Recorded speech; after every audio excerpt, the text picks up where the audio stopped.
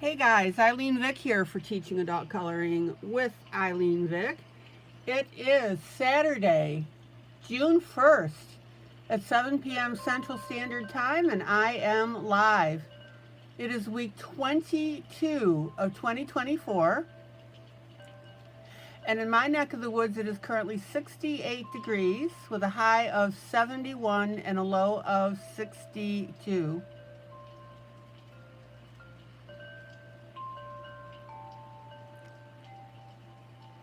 Welcome to my broadcast. I'm here for the next 3 hours for coloring, companionship, chat, friendship, giggles, and laughs. Anna, hola, it's been a while. Remember, guys, this is your emotional refuge where we are united through coloring. Welcome to my YouTube peeps who come in and chat with me. That's always fun. Welcome to my YouTube peeps who broadcast after the fact.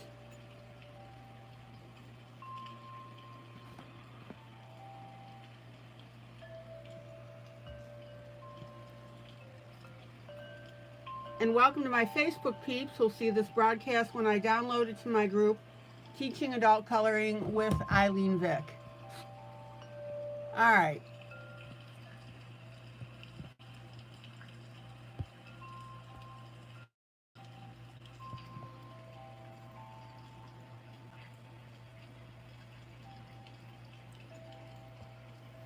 Glad to see everybody. I hope you're having a decent day. Let me go ahead and set up my other monitor here.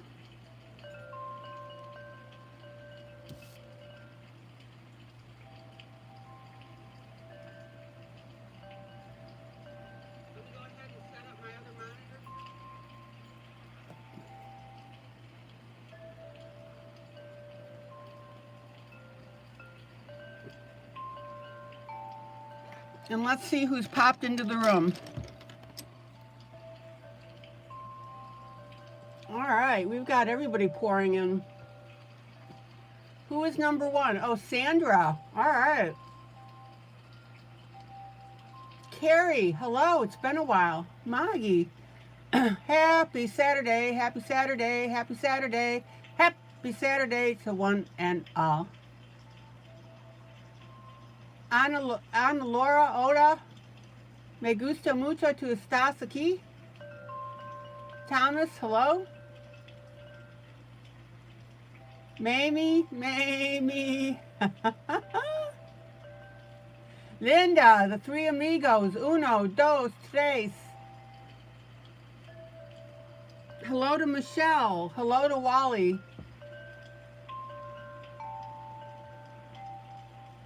Jolly, good to see ya. All right. So we're working on what I call my buddy color. It's the duet. You guys are doing a great job from what I've seen of those of you who have posted. Guys, don't hesitate to post your WIPs.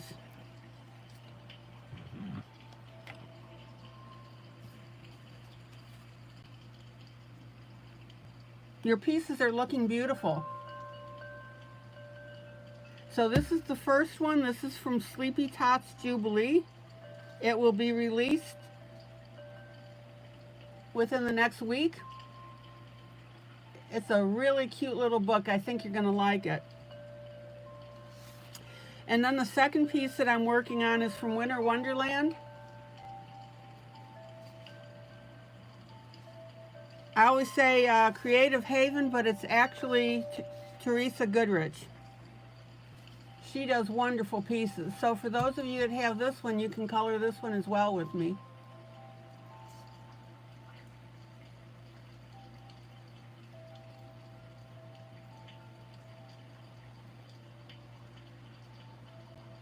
I have no idea what kind. Hello, Jay.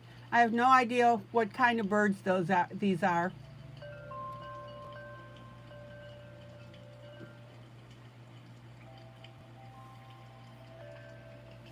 Okay.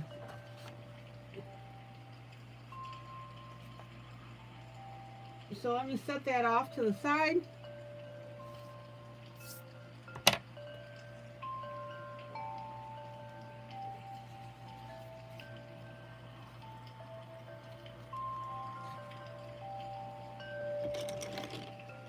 Excuse me while I reach across here.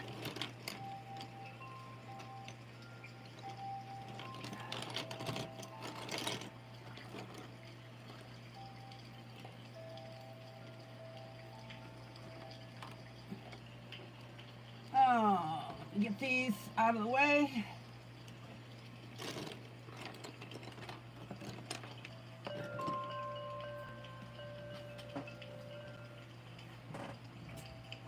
So I hope you've been enjoying this piece.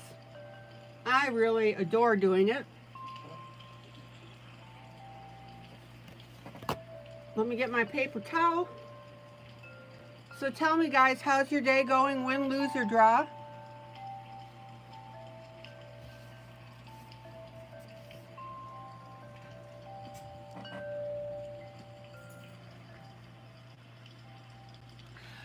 Yeah, these are made-up color combinations based on other birds that I've seen.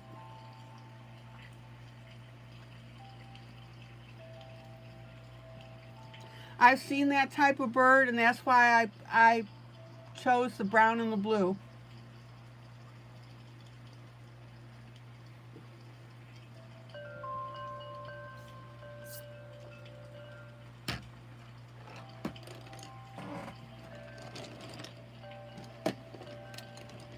I don't want anybody to feel intimidated by their birds.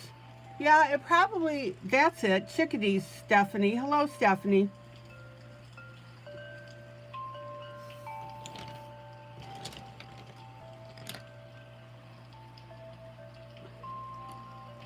I couldn't think of the name.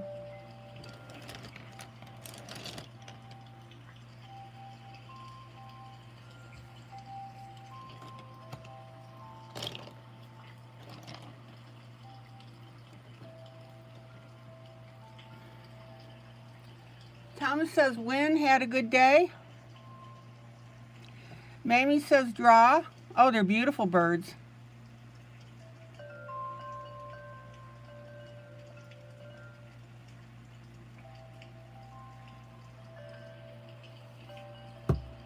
Okay.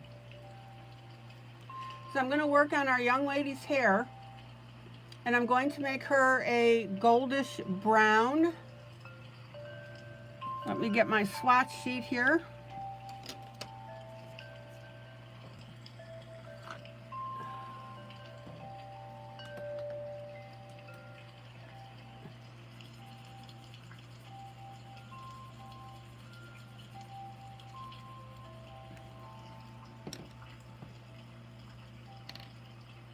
So let me pull my colors and then I'll show them to you.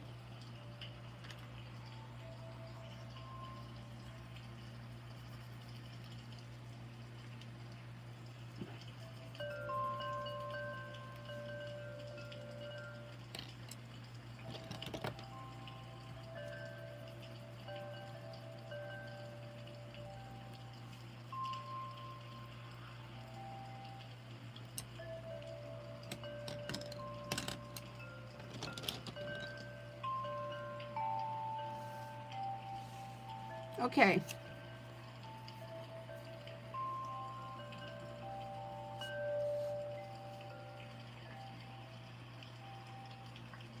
Let's see, who else has popped in?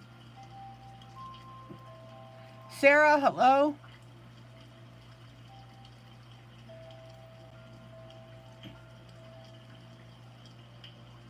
Who haven't I said hello to? Kitty, hello. All right, so here's my darkest color, which is my brown. Here's a medium color, which is a lighter brown. And here's my light color, which is a beautiful gold.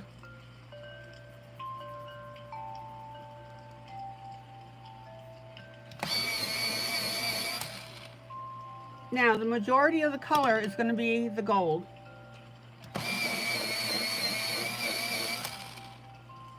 I want this to be a very light look, very soft, kind of angelic.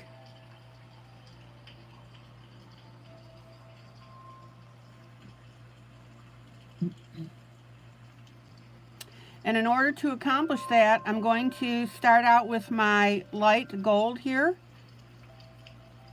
And I'm putting that on as my base color.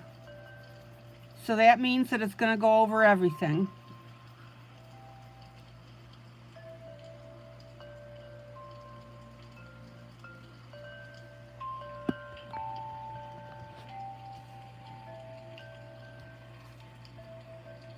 Okay, Sarah, see you when you get back.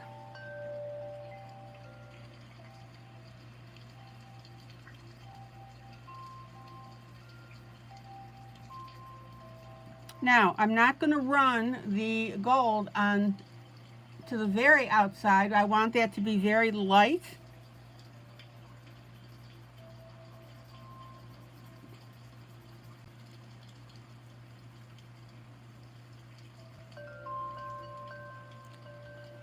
So I want you to notice, hello Darla.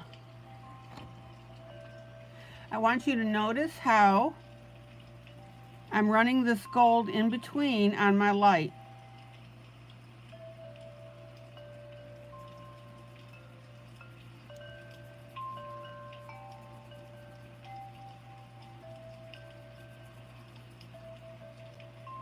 Now what's going to happen is in doing that, that's where we're going to get this sunshine that is reflecting off of her hair.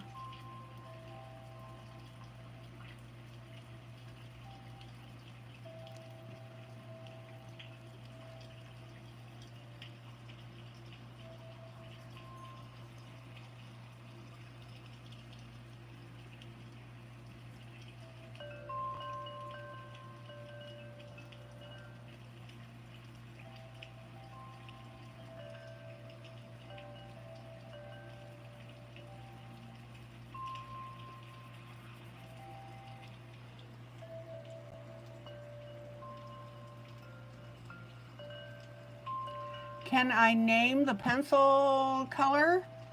Not necessarily going to help you. It's called a butterscotch.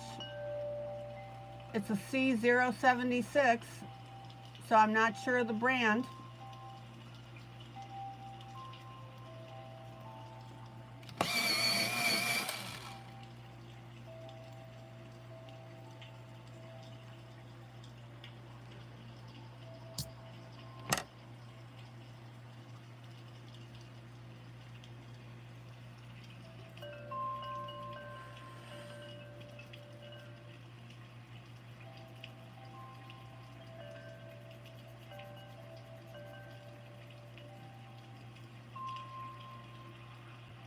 Stephanie, do you want to see the swatch that I did? Will that help you instead?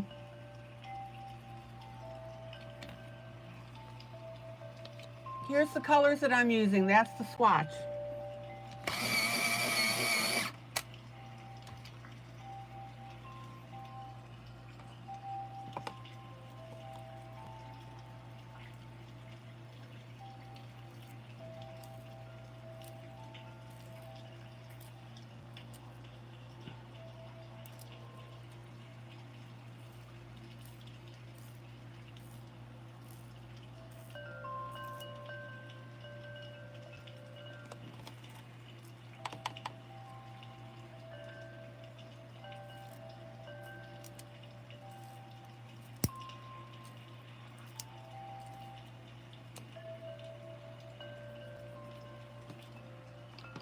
Okay. I was just sharpening there. Oh, your lighting is bad and you can't really see the yellows. Okay.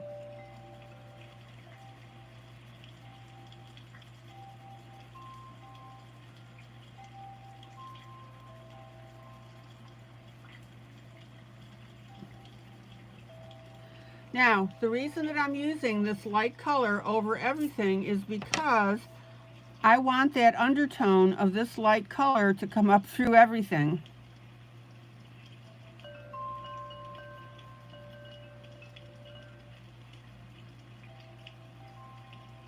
Now, be careful that you don't accidentally color underneath the hat like I just did.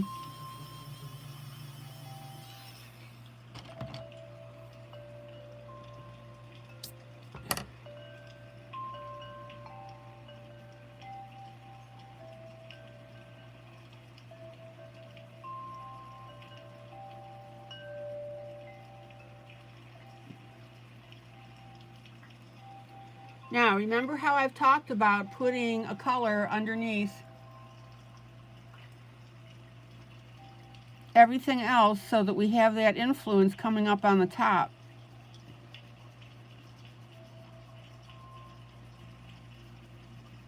That's what I'm doing.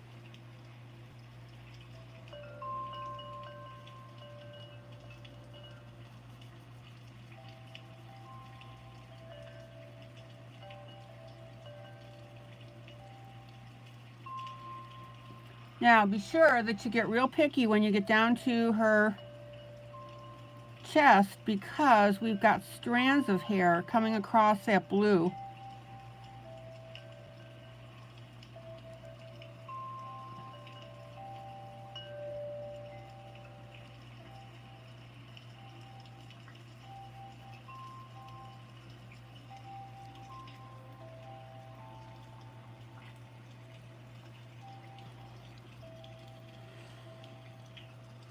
Okay, now, it's a, I don't think this is a color, because usually the color pencils will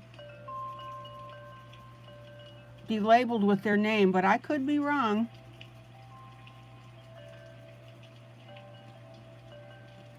Okay, now we've got strands again. Is it color?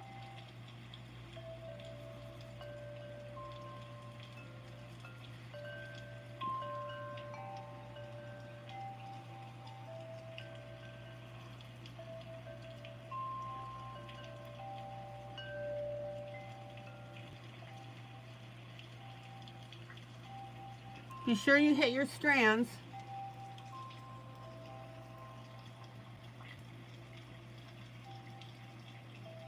Okay, Thomas.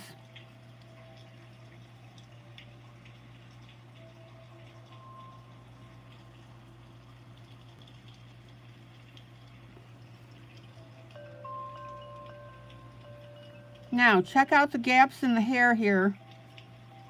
So that'll be a different background that we'll put in. The big thing is you want these strands to show up.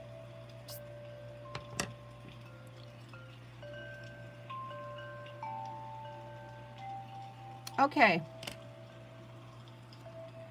Now, I'm going to come in with a bright yellow. Well, no, it's not a bright yellow, it's a soft yellow, excuse me. Pale yellow.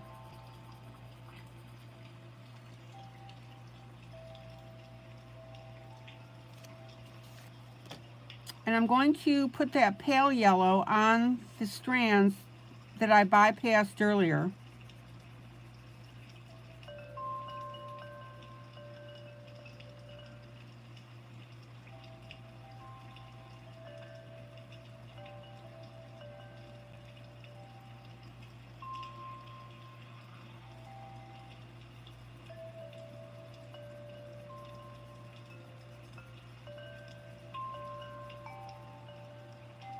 Check it out.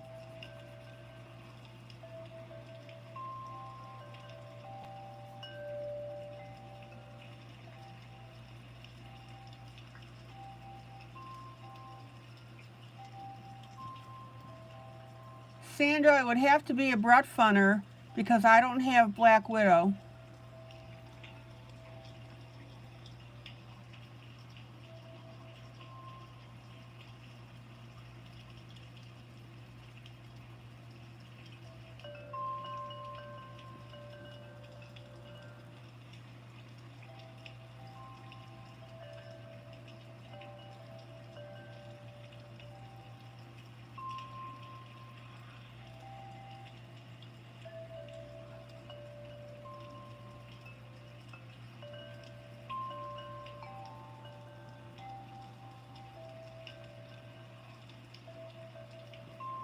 Okay, let me pull out and show you what we've got.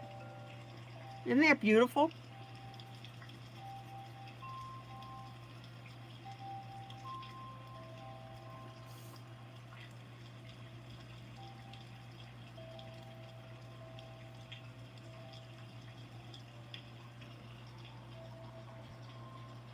Okay, now we're going to add that gold, that middle brown.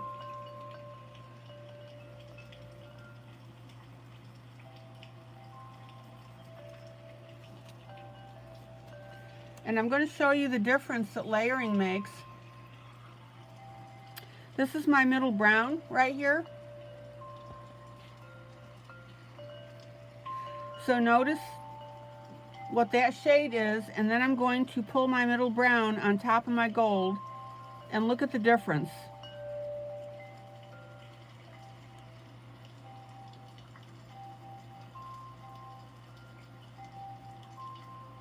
That's why I layered this whole thing in my first color, my first lightest color, because I wanted to lighten that brown.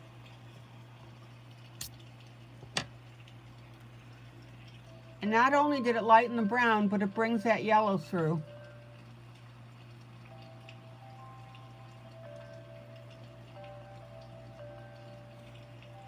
Everybody clear on that? Now, if you're not sure how your colors are going to look, get it on your scrap piece of paper. Do your pure color and then do your color, your adulterated color, on top of what you want to do to make sure that that's the look that you want.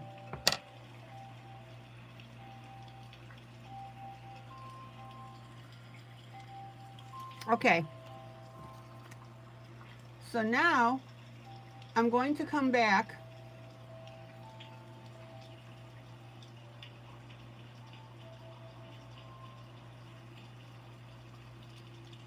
You mean the brown color that I have? It's a Color 433.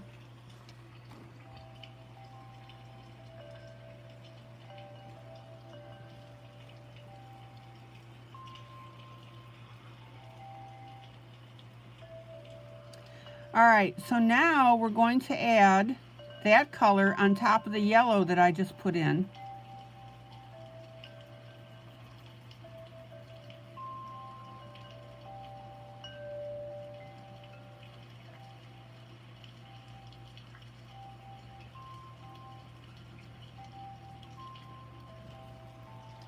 And this is where I'm going to poke in between on this is my medium.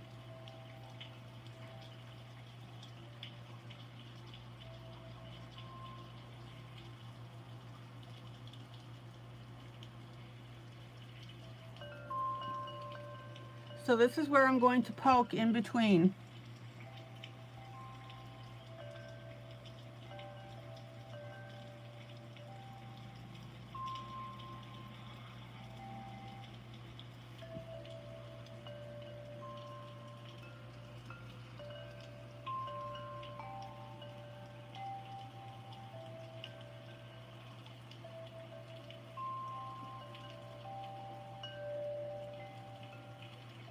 And when I get down to the curls, I'm just going to put that color on top of my yellow because that is a darker area. It's shaded because it's on her chest.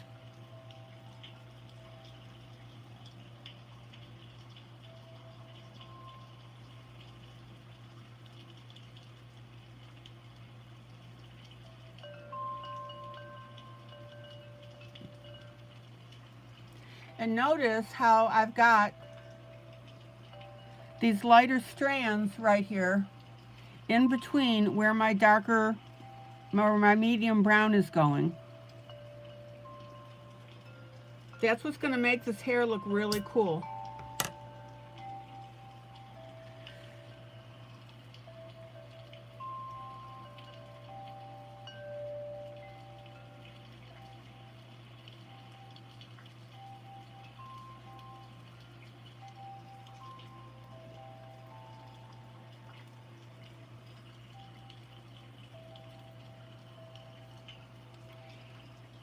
And then as we get underneath the hat, this is where our medium is going to be a little more visible, because we've got that shading.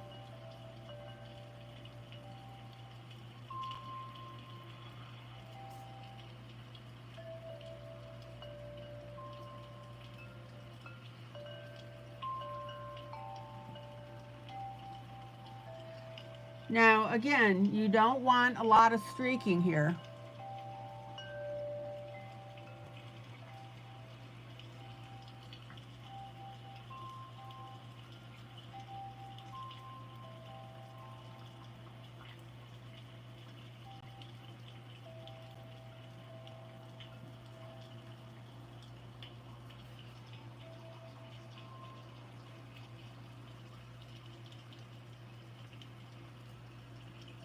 I'm just going to nudge that with my finger to blend it.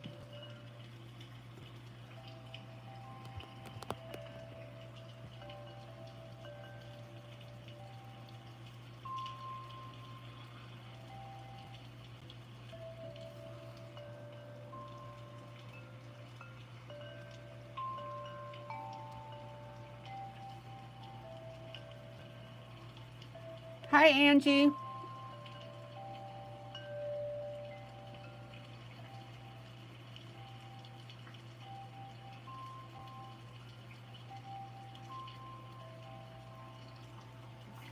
Look how beautiful that brown now, or gold, is coming out on top of the yellow.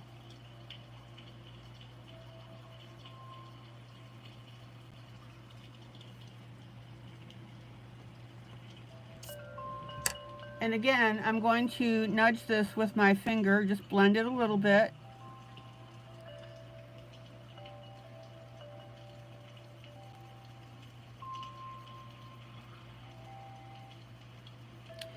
And again, guys, and I say this all the time, do not come in gangbusters with your next color. You want to work that color in until you get the shade that you want. Is everybody clear?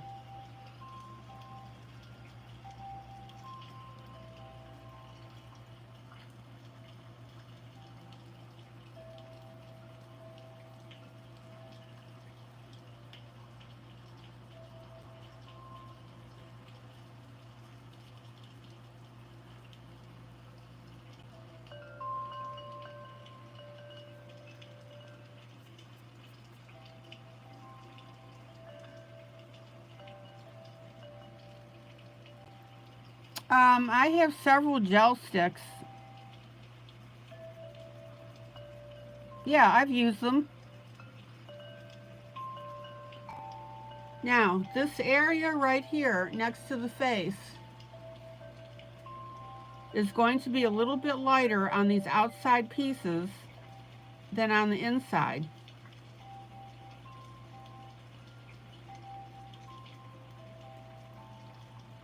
So I'm going to refrain from putting my medium brown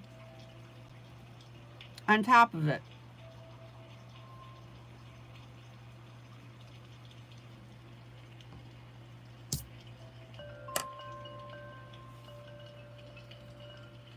You did a sunset on your picture today and you love them. Great.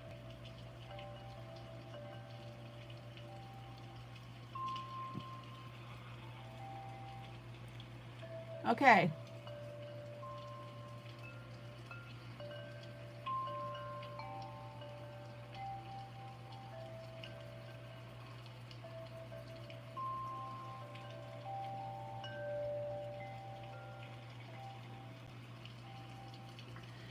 And then I'm bringing my medium down on my light that I put in earlier.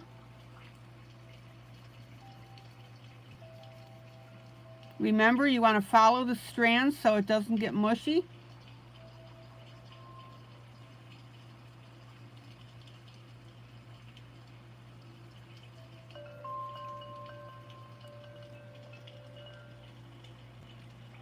And I'm just going to smooth with my finger like twice.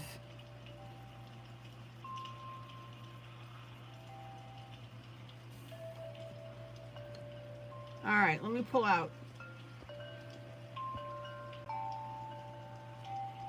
Isn't that beautiful?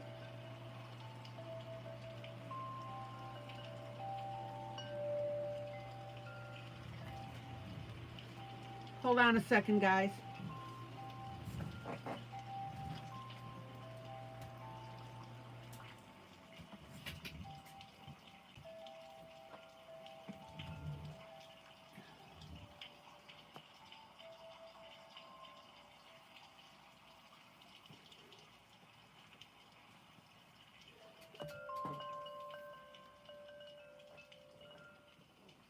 Okay, what's missing on this? Our dark.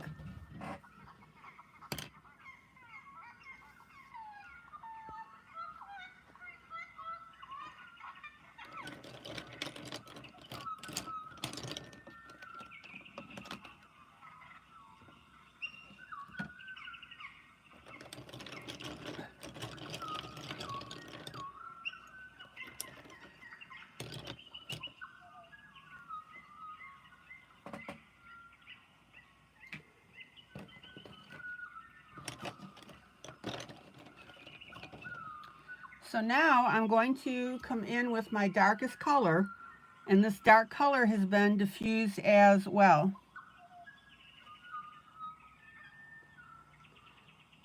Stephanie, I haven't looked at, oh, yes, I did see the lighthouse. Beautiful. Did you see I commented on it?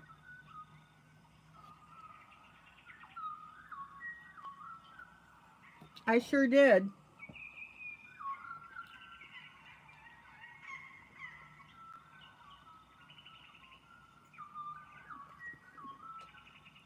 The neat thing about Stephanie's post is that she found the actual picture of the lighthouse and included a side-by-side on the one that she colors. It was from my lighthouse book, Lighthouses Jubilee.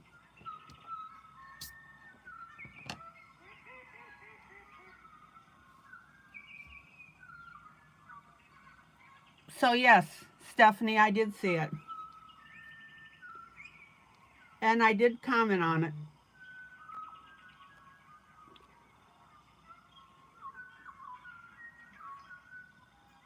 Okay, now we're going to use our darkest brown.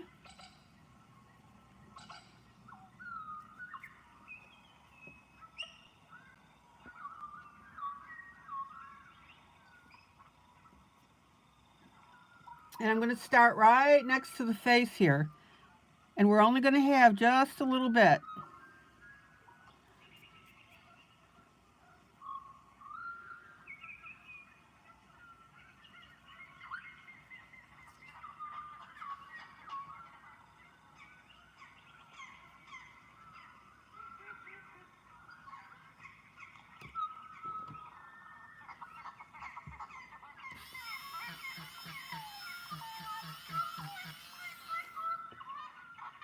My lips got a little weird here because I think I got a little splotch of water on it.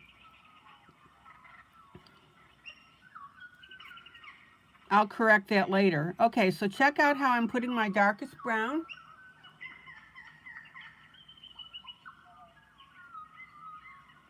And we're going right next to the face and coming out in this bowed area a little bit.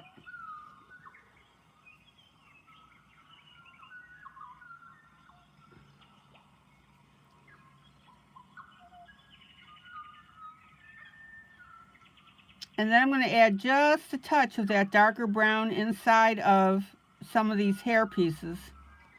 Not much. Don't go overboard with it. Yes, Linda, isn't that awesome?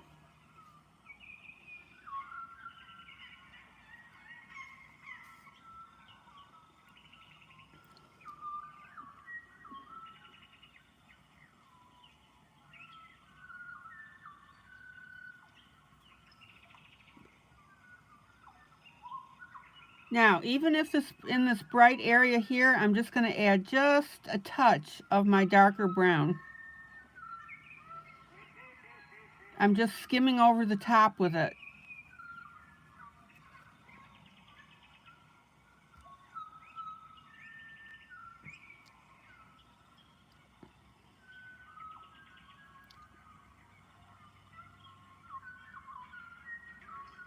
And then we're going to come up underneath the hat, and right under that brim, this is where our darker brown is going to happen.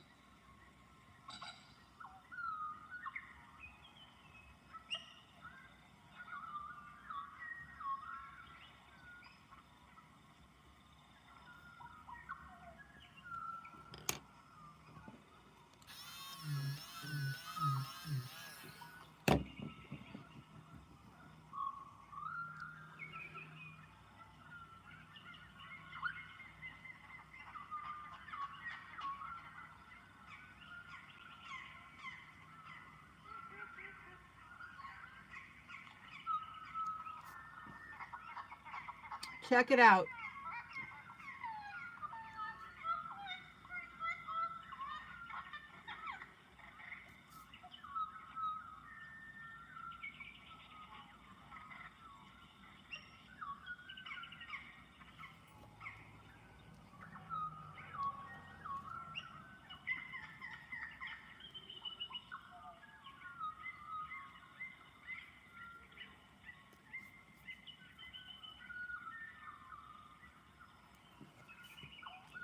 Let me pull out and show you the effect. Isn't that beautiful? Creak!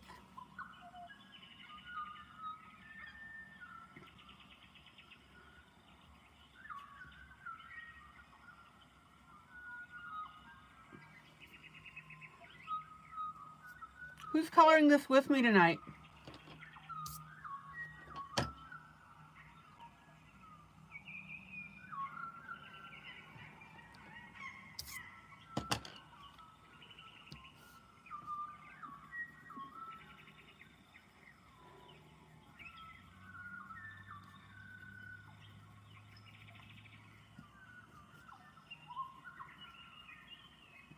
And then, using my darkest color,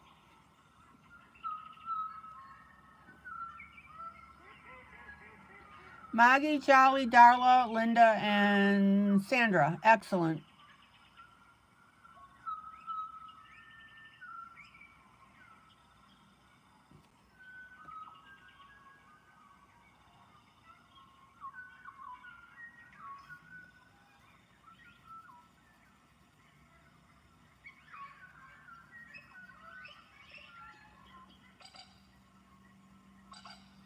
Now, check out how I'm using this darker brown on the left-hand side, our left, her right, because it's furthest away from the light source.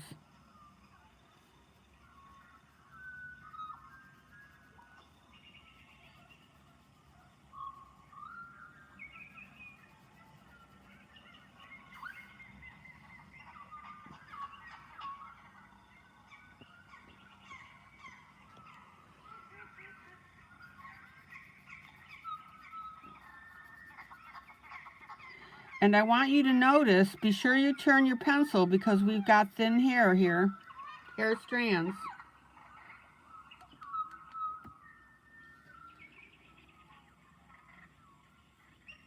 And you don't want to completely obliterate the color underneath it.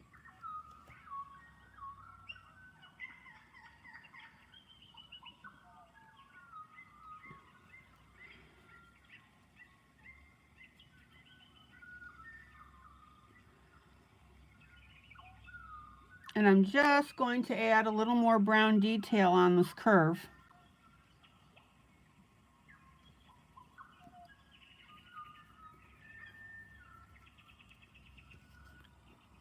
And then a swipe with my finger.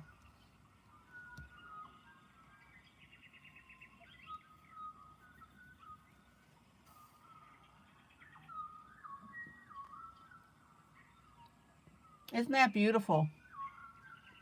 Now, I'm going to go back up. I want to add a little more brown here. my darker brown in between on the hair that's over the shoulder.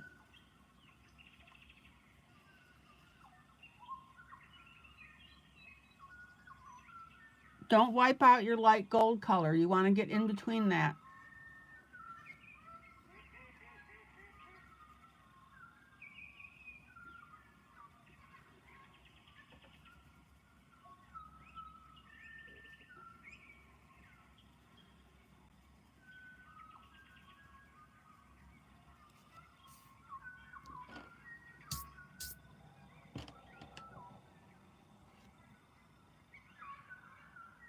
Isn't that beautiful?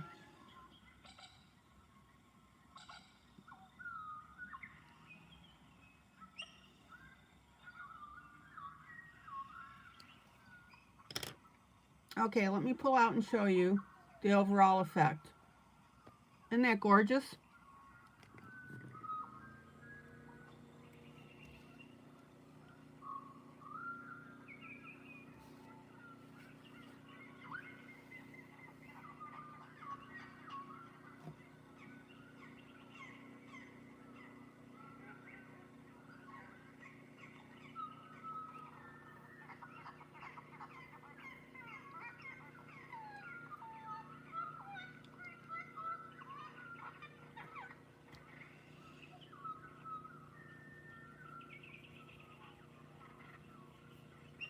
All right, I'm just touching up a little brown on that right-hand side, our right.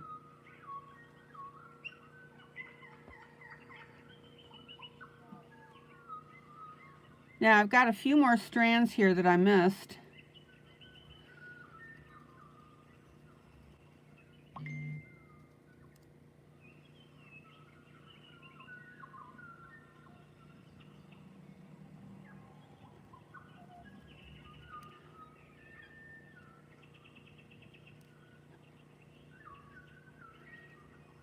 There we go.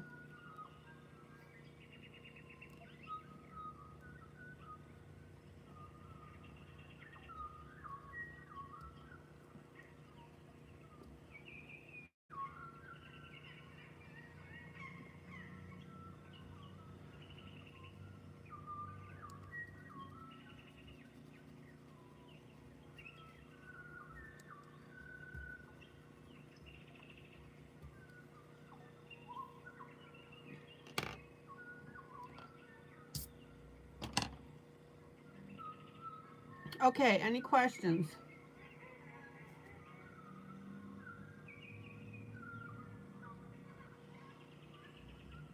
Now I'm going to go ahead and color in our face. And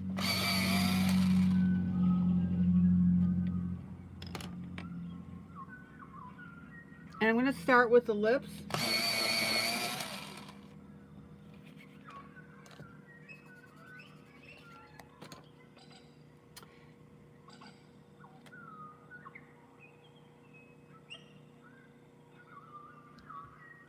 And I'm going to go in with a pretty good light pink.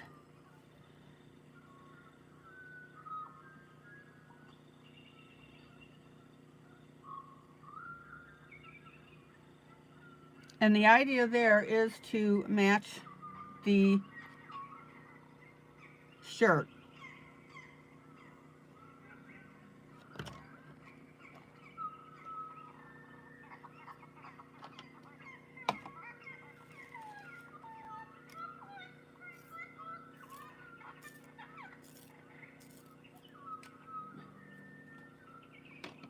And then I'm coming in with another shade that is lighter yet.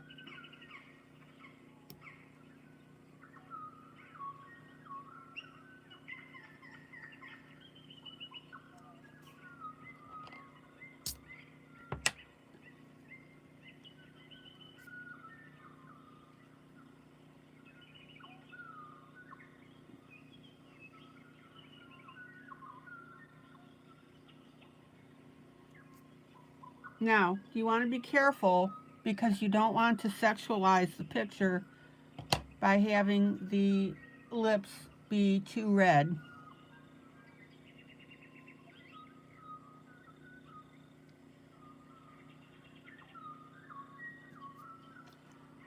So now I'm going to come in with a lighter pink yet.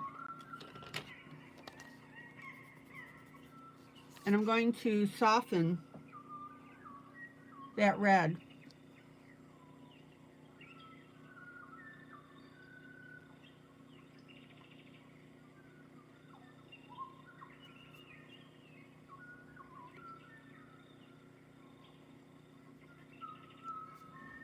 All right.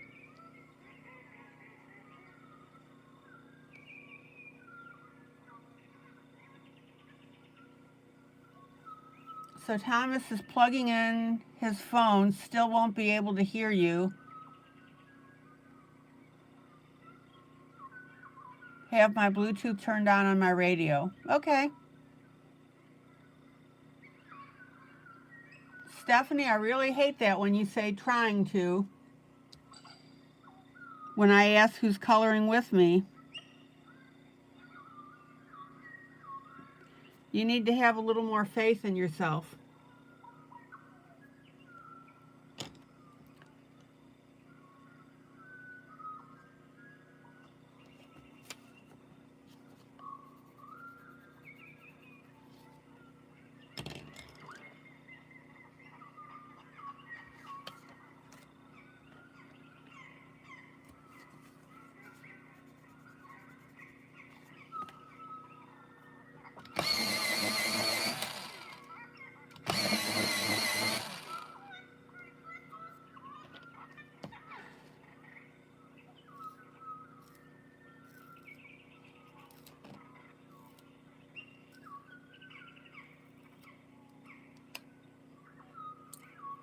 Okay. Now I'm going to come in with a medium brown. That's exactly right, Angela. Don't compare.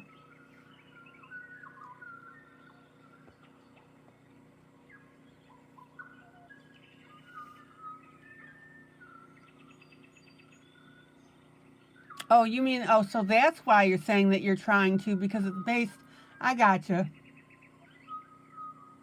Gotcha. Okay.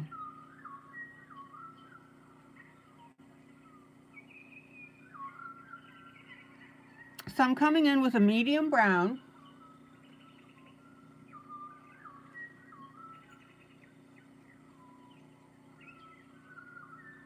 And I'm going to highlight the eyebrow.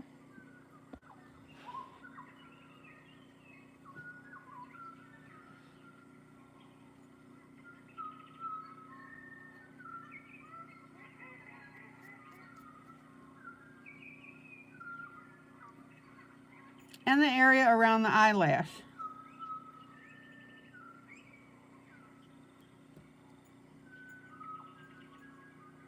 Oh, Maggie.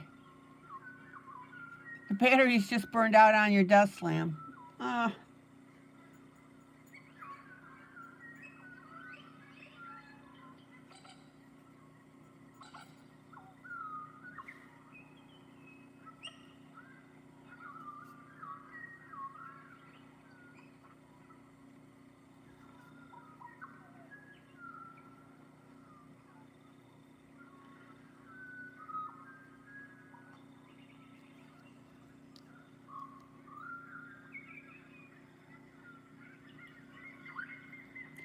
And this is where I'm just going to gently swipe with my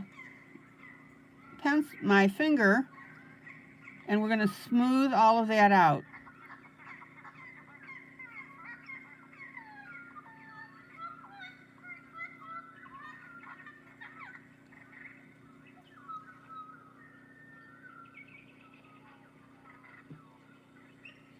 Now, you'll see the effect of all this when I pull out.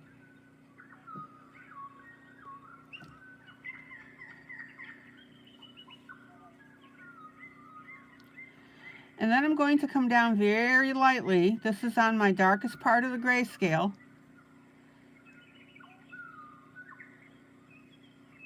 And this is where I'm defining the nose and the area between the eye and the nose.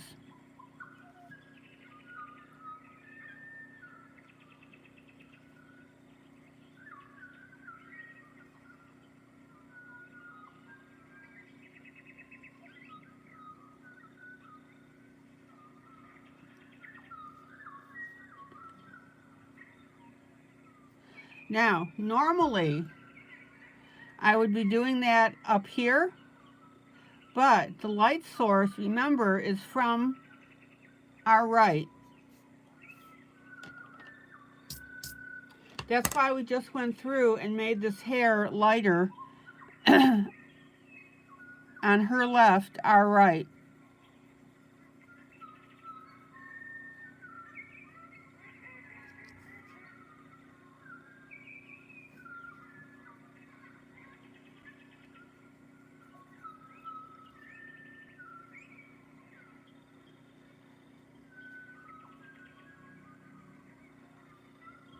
Any questions about that?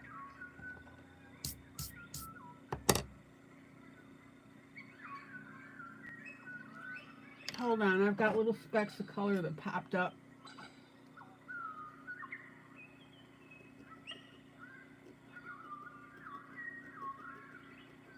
There we go.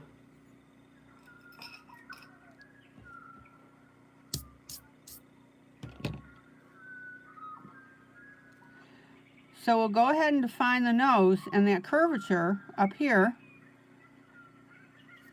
but we're not going to add that darker portion between this eye and the nose.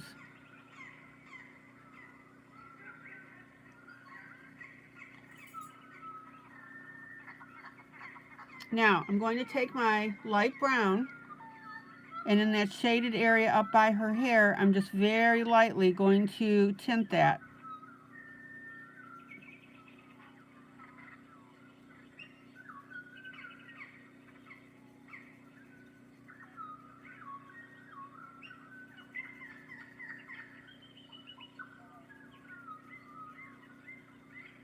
And look how beautifully that's turning out by adding that tint.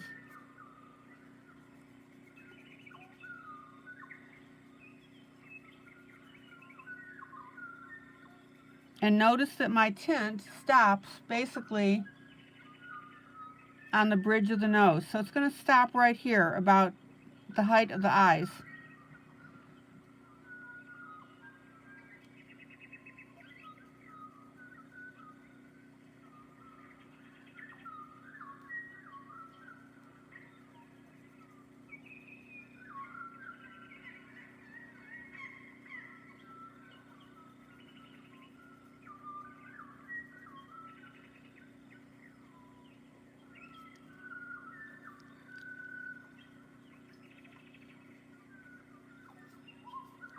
Okay.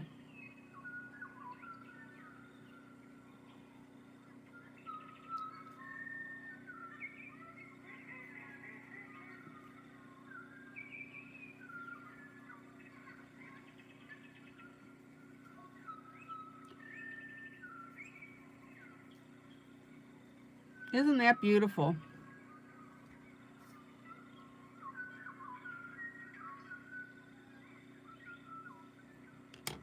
Now I've got a little bit of a dark spot on her nose on the left.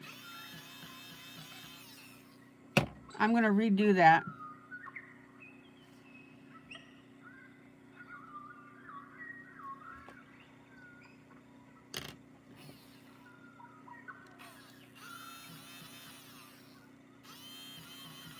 There we go.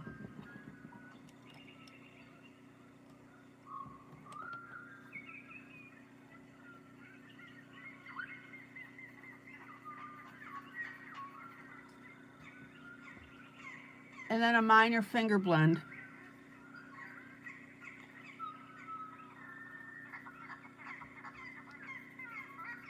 All right, let me pull out and show you the result.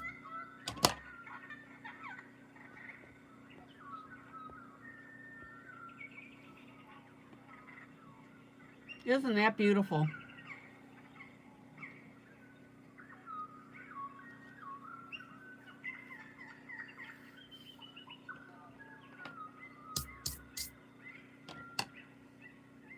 Questions?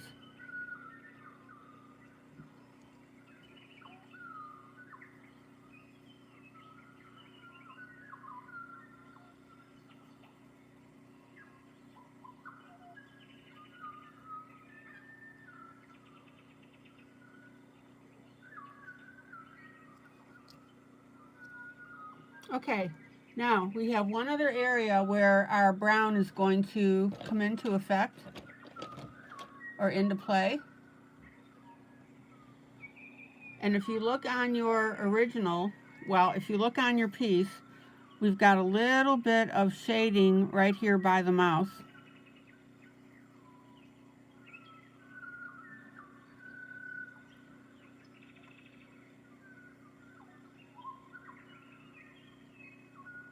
So I'm going to shade underneath the mouth.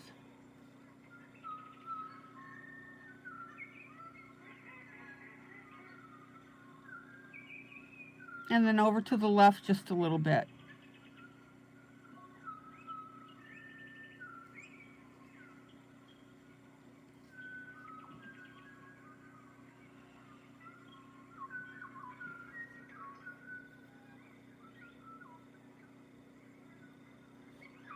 And what that does is that represents this area where her head is tilted and her face has gone into shadow a little bit. And I'm going to bring that brown upward just a little bit, just a very light tint.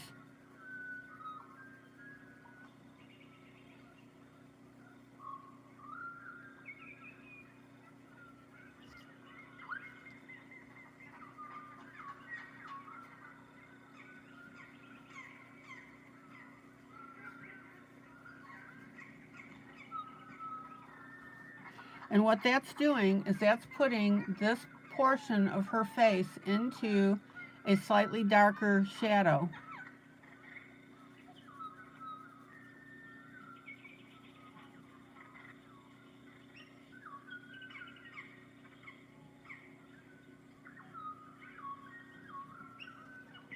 Isn't that beautiful? Haven't done her eyelashes yet. We'll get there.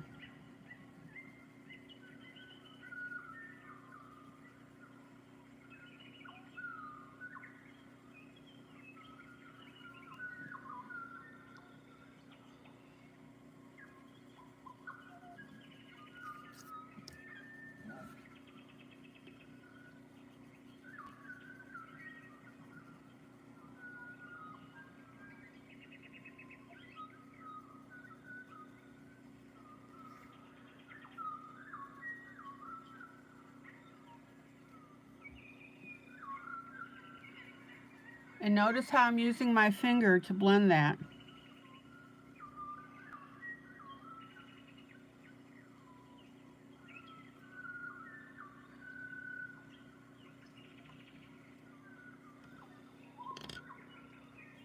All right, what do you think? Isn't that gorgeous? Now, I haven't put the blush on yet, and I haven't done the eyelashes.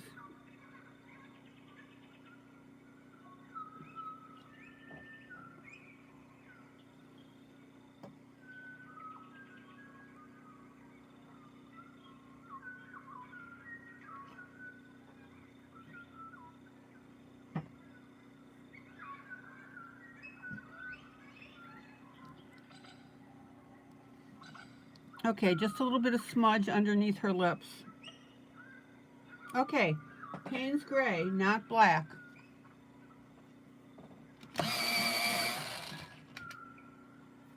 Eyelashes.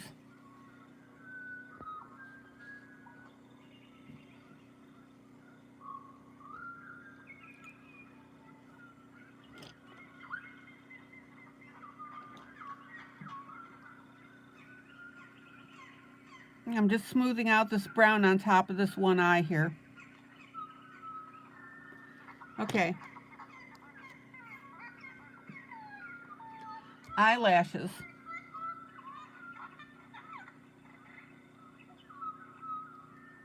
Very, very lightly with your Payne's Gray.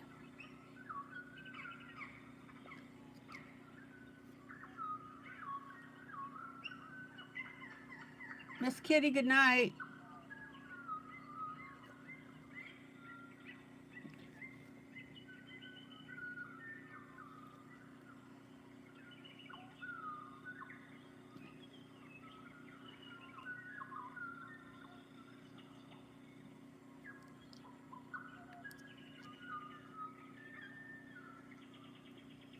And when I use that Payne's Gray, I'm just softening it with my finger.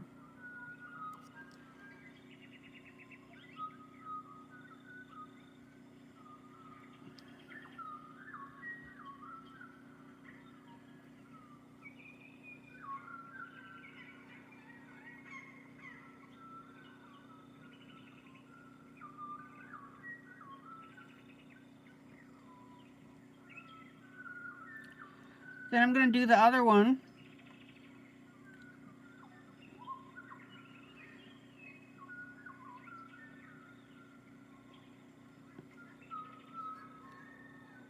To balance it out. Barely touching with my Payne's Gray.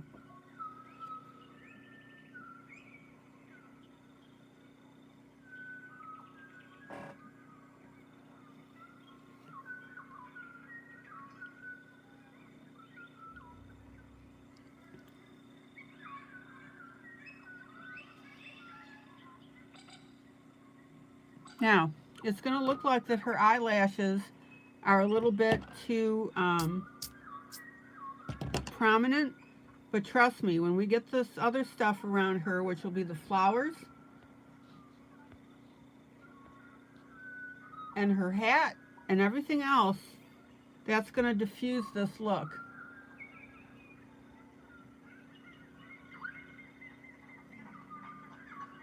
And again, this is where people are going to look at this that don't have a lot of experience in coloring, and they're going to say, oh my gosh, I messed it up. No, you didn't.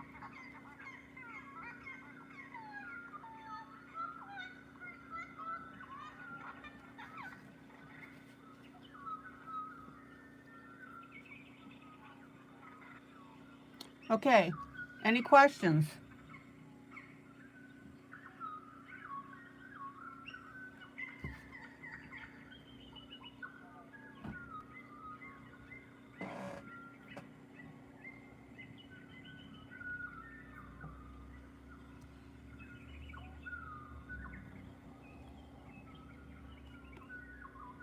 All right.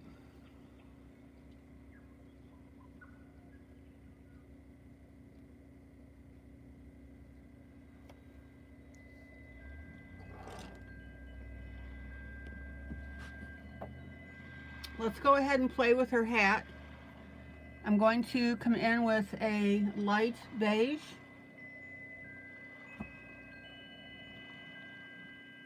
Oh, let's see what we got here.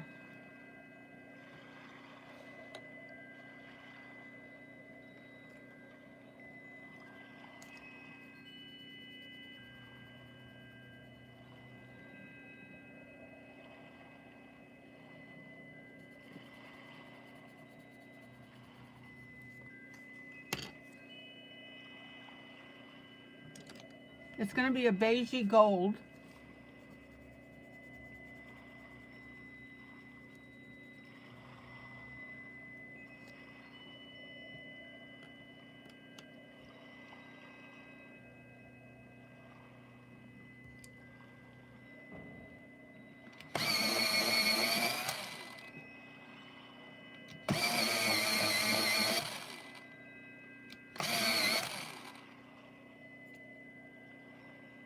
Let me swatch these for you.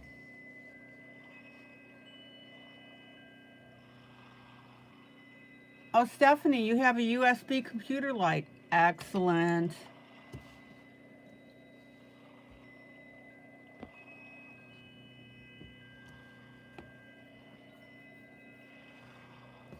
Okay.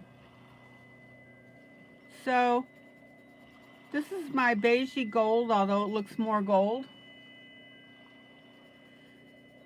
But by the time we're done, because I'm going to put and this is of all things, a metallic orange. And I'm going to be running that metallic orange over that yellow.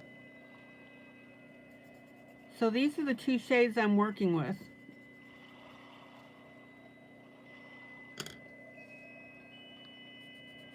Here's the original again.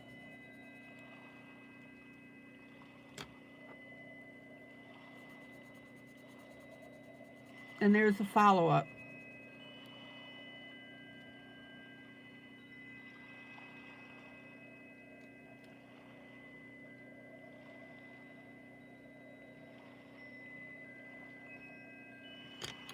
Okay, let's attack the hat.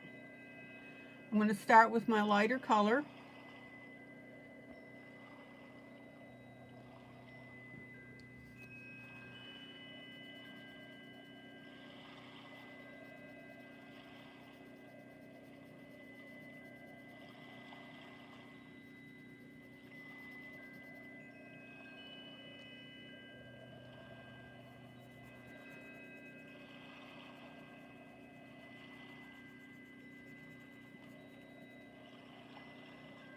Now, by the time we're done with this, it's not going to look so yellow.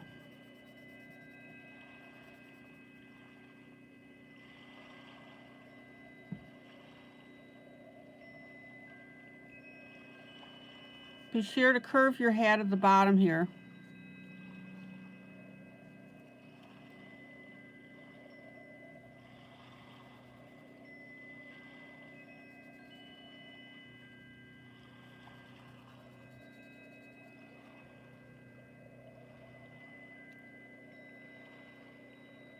Yeah, I've got an LED light. It's a longer light. It's about, I want to say, 8 inches long, about 1.5 inches wide. It's an LED light, and I've attached it to the bottom of my iPad stand, and it's directly over my images that I'm coloring for you.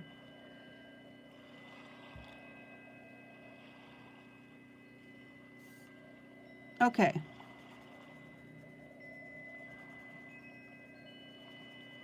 And it came with a ridiculously short cord, so I had to order 2 longer cords. And I've got them plugged in. The cords are used actually for recharging, but I've got them plugged in so that they're plugged in 100% of the time.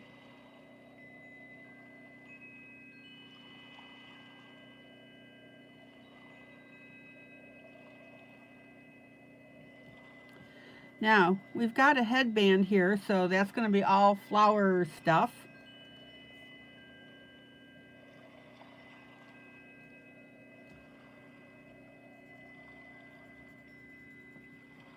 So I'm going to pop above that, and we'll get around that and get that hat.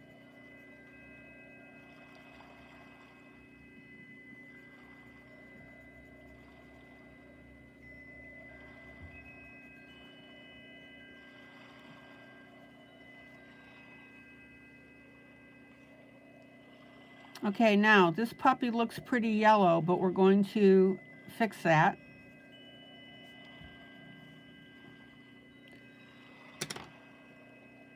Fix isn't really the right word. We're going to tone down that yellow, and I'm coming in with that darker orangey brown.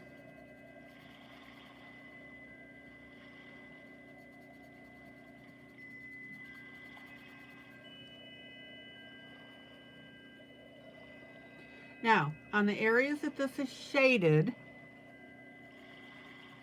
I'm going to make sure my orangey brown is a little bit darker.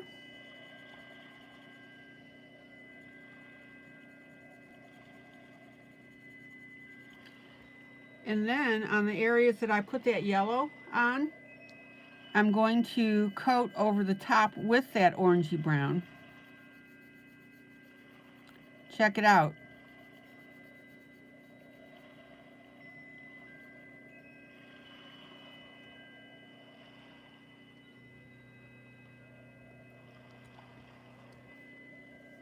And for those of you that have a color, this happens to be a metallic orange yellow. It's number 495. And then that first color that I'm using is a metallic gold, and that's number 215.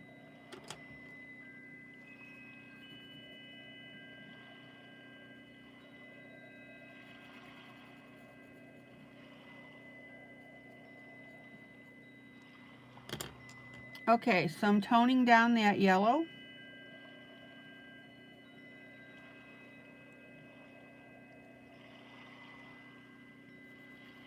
Very, very light coating, tinting, shading, whatever you want to call it, but darker on this left-hand side. Why? Because this is in the shadow area.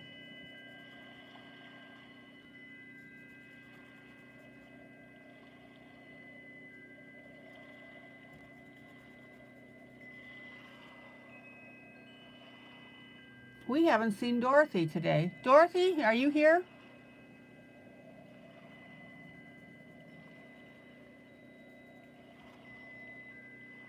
Okay, on the top portion, don't forget to turn your pencil or roll your pencil in your hand just to keep that point for as long as you can.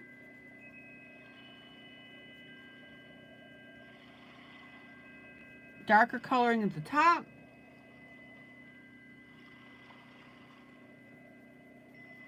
And then light tinting over the bottom here.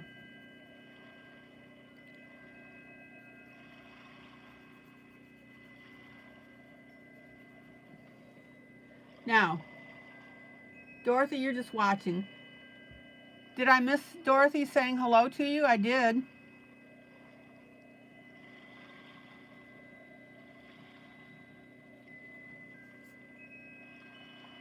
Okay, now we've got darker lines here where our hat is the straw. I don't know if you want to call it straw or woven.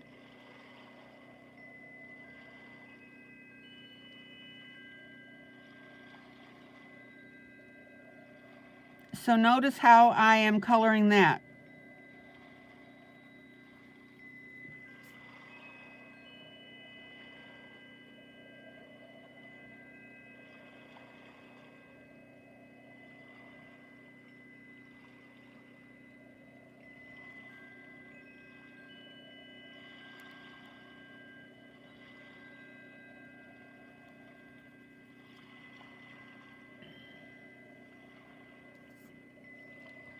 And then on this bottom part of the hat, notice with the grayscale that we have these darker areas. So I'm just going to swish in with my darker pencil these little flaws in the hat. Makes it look more realistic.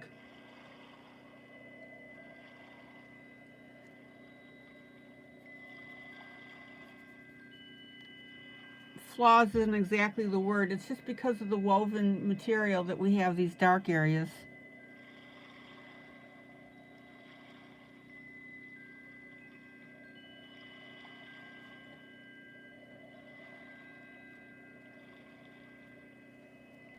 And my hand jerked a little bit, so I've got that color on this band.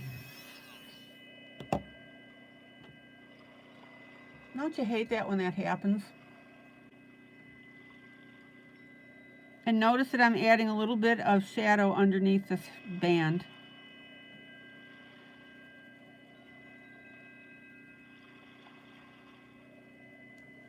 Okay. Now, inside the hat,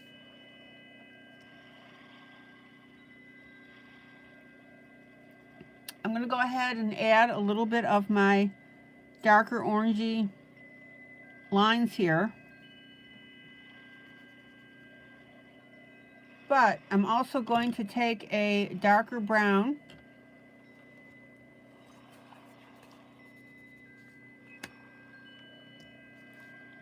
and I'm going to use it on that inside part.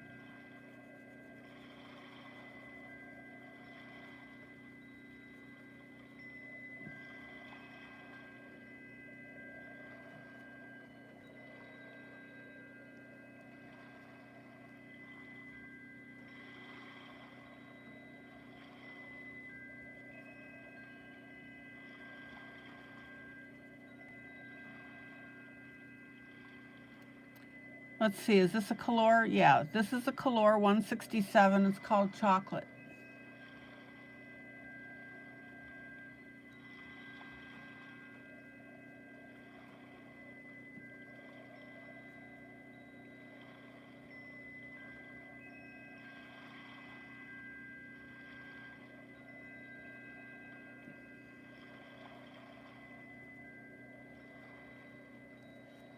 Check it out.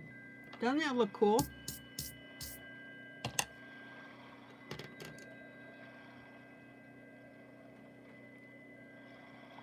And let me pull out so you can see the whole effect. Isn't that beautiful?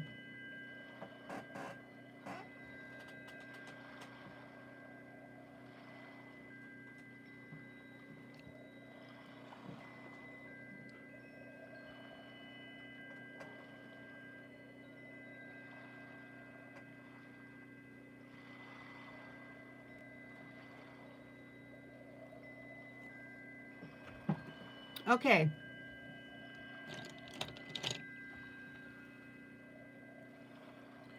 Now I'm going to use the blue that I used on the dress. And I'm going to work that hat band.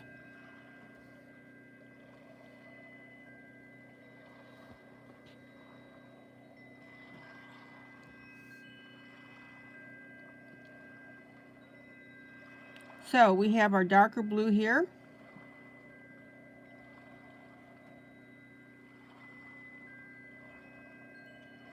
I'm following the grayscale. I'm also going to make that first flower my shades of blue as well.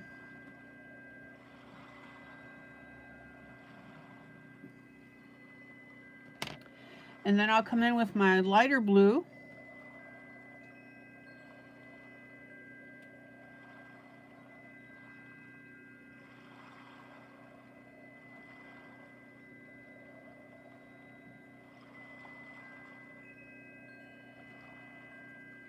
And finish off that band.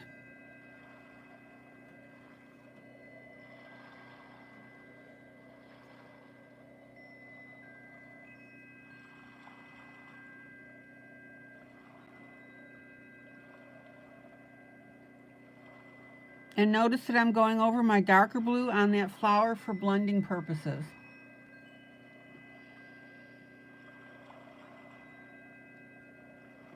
Okay.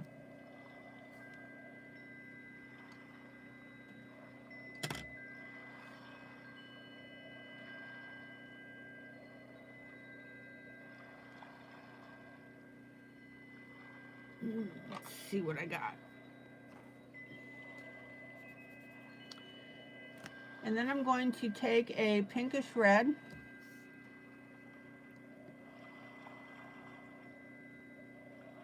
This will be my light color of it.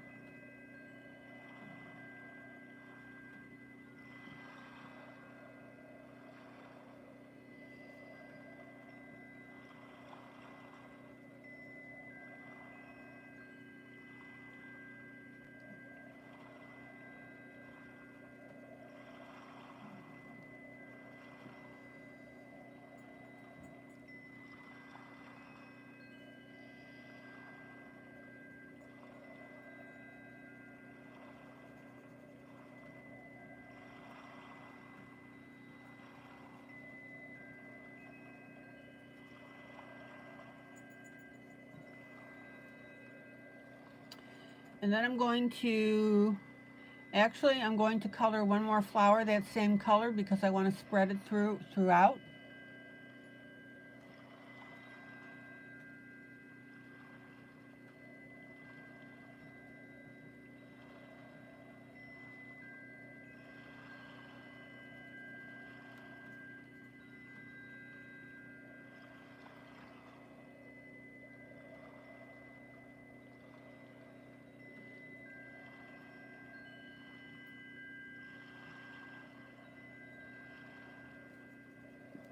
And then I'm going to come in with a darker red.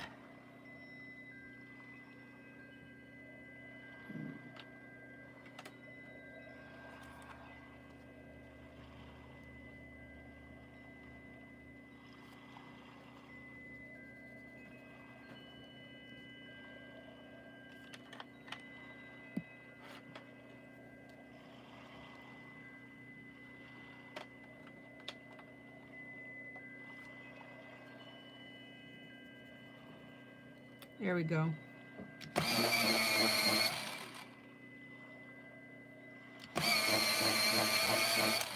And that happens to be a Color 339 if you're following that and you have Color.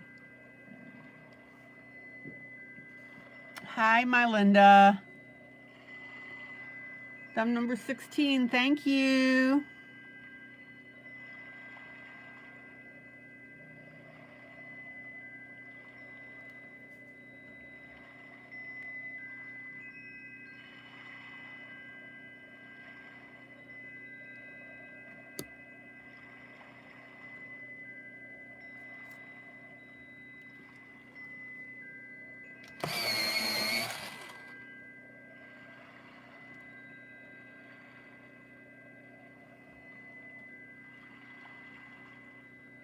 Okay, Thomas, understood. Thank you.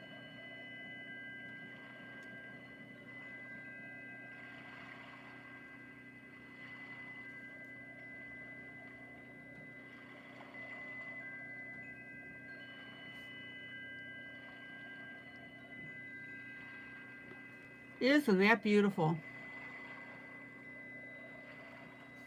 My Linda, how are you doing?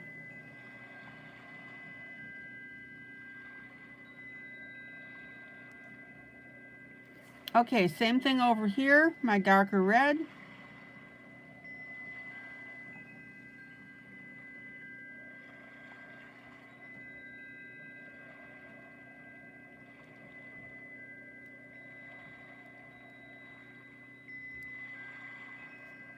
And we need to get right up next to that daisy.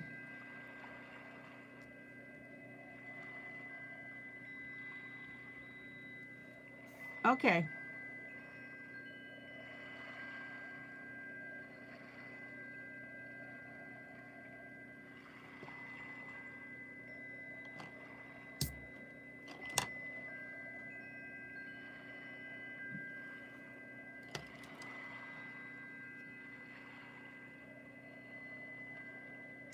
Then I'm going to work a dark purple here.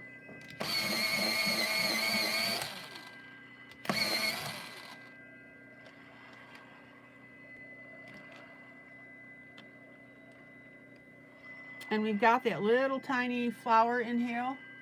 You hear? Hail. Really?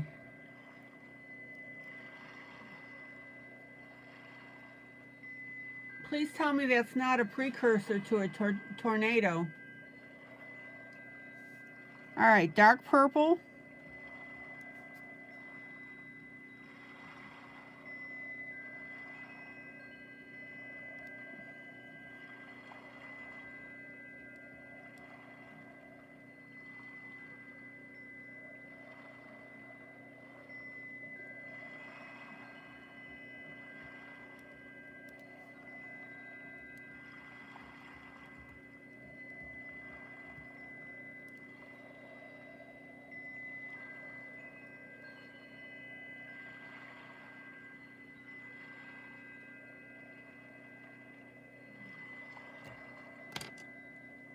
And then a very light purple.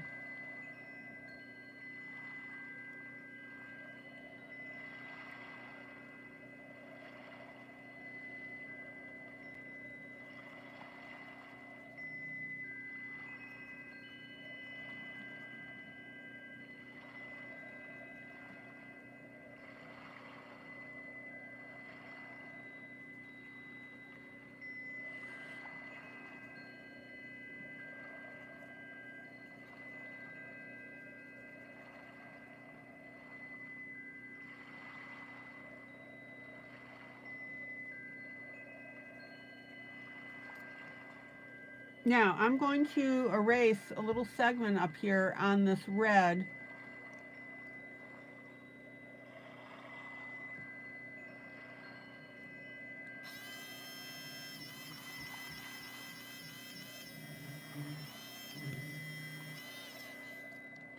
And I'm going to add a little bit of purple up here.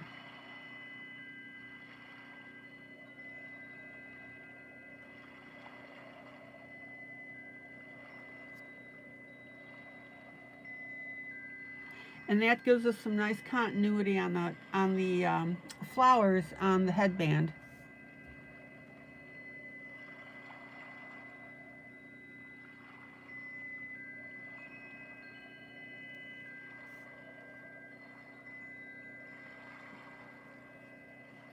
Now, what's going to happen with this headband, let me pull out,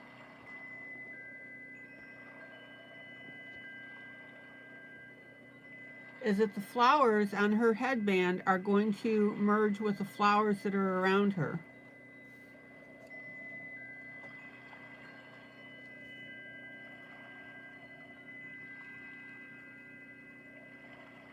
And that'll give it a continuity look as well.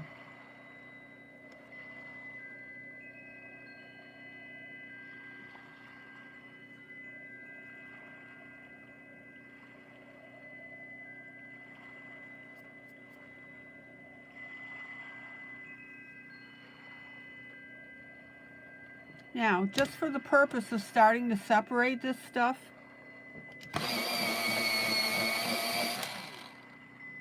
I'm going to come in with a darker green,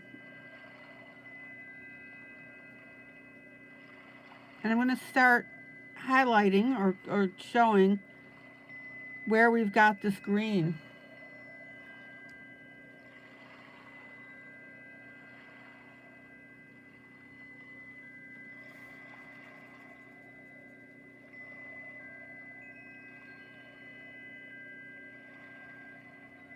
So this is my darker green,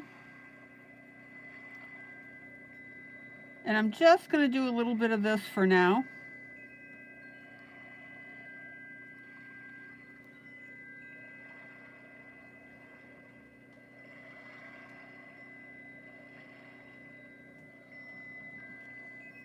And then I'm going to come in with a vibrant green.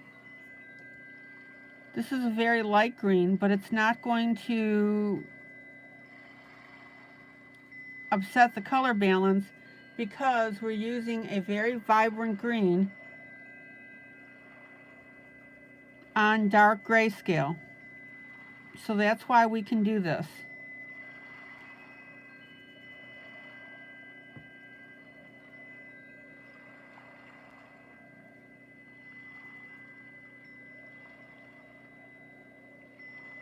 And that's something to keep in mind, that if you're going to use a very light color like this, if you're doing it on grayscale, dark grayscale, you won't have any problems with it.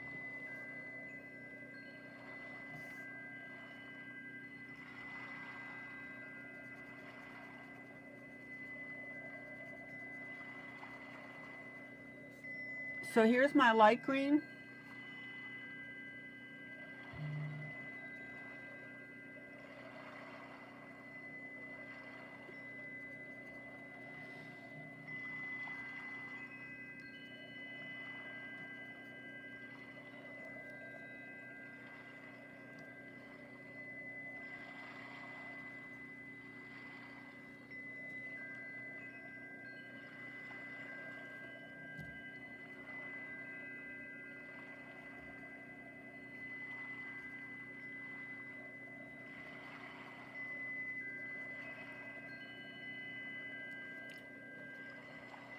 And then I'll come in with that dark green to define and start to shade and shadow this.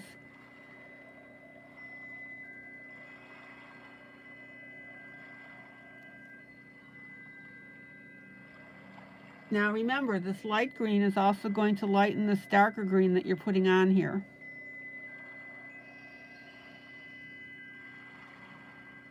And I want you to think about that when you're selecting your colors, that you plan ahead as to what is going to happen with your greens, when, in this case, with your greens, when you put them on top of a vibrant green.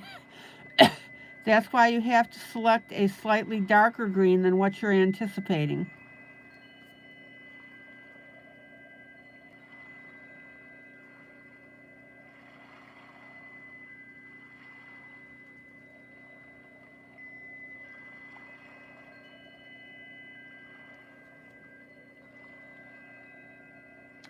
Now, the neat thing is,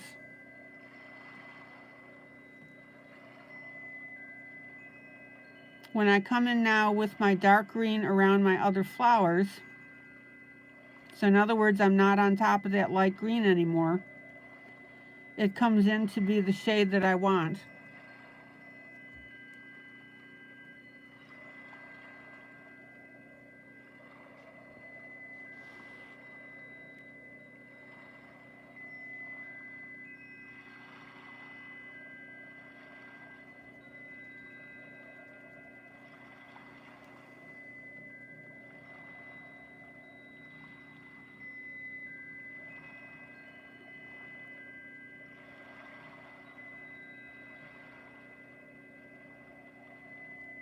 Does that make sense?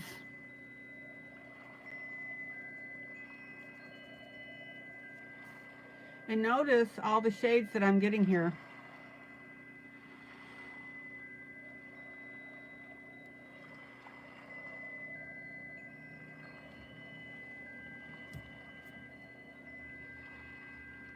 I'm going to color up that one daisy so that you can see.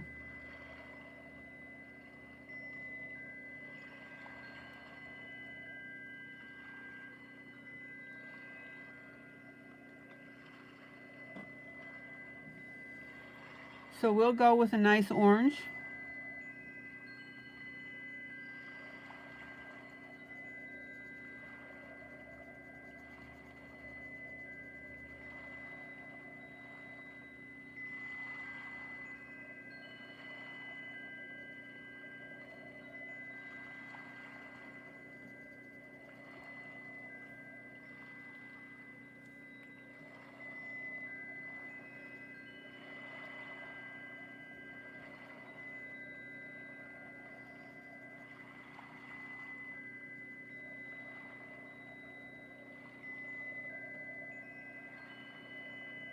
And then I'm going to come in with a darker orange. Let's see what we got here.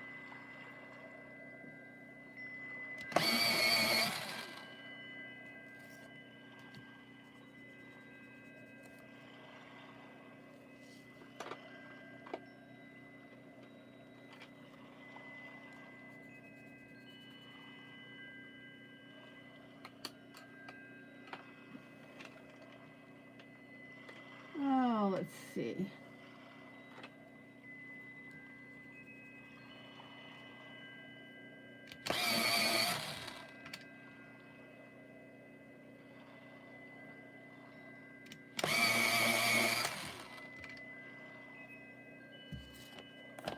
All right, darker orange.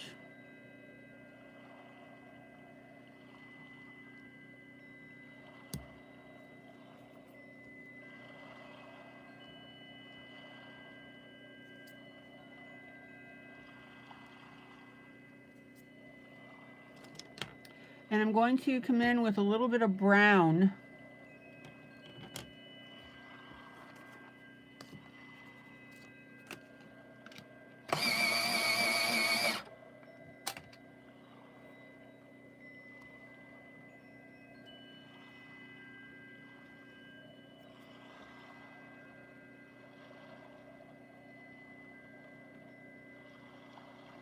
And notice how that brown picks up my detail.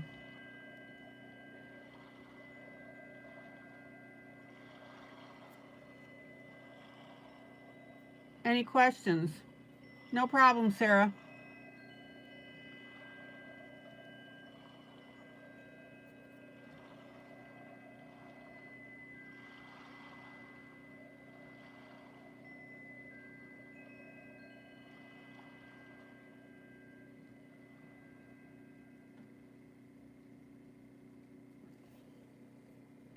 And notice how I'm using that brown on the outside of my leaves just to, or petals, excuse me, just to give that some more definition. Isn't that pretty? Okay, I'm about to switch over to my other project in a little bit.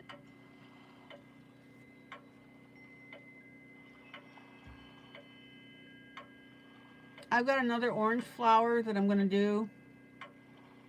It's right below, right here.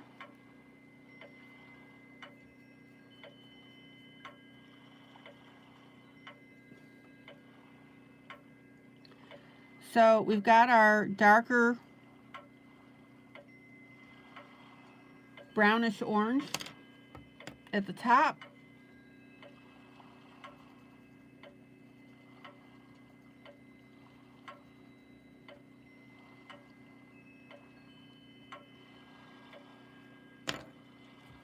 And our lighter orange at the bottom.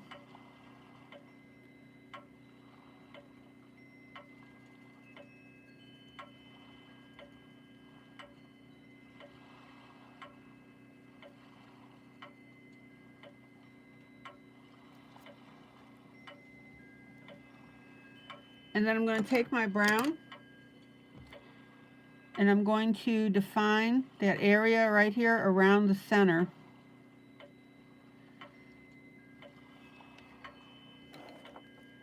Isn't that pretty?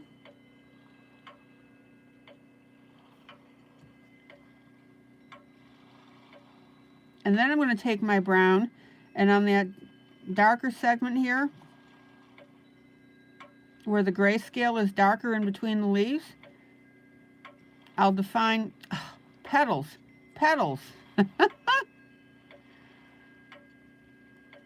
I'll define those petals.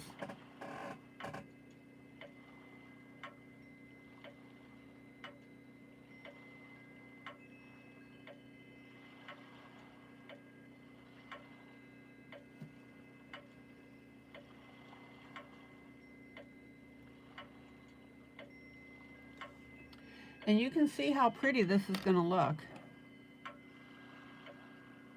Now, I'm going to do one more flower here.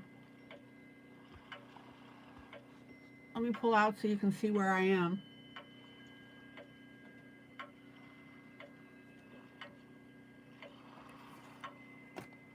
I want to pick up some of the blue from her outfit. So this flower right here next to her, we're going to do those in blues. So we have our light, medium, dark blue.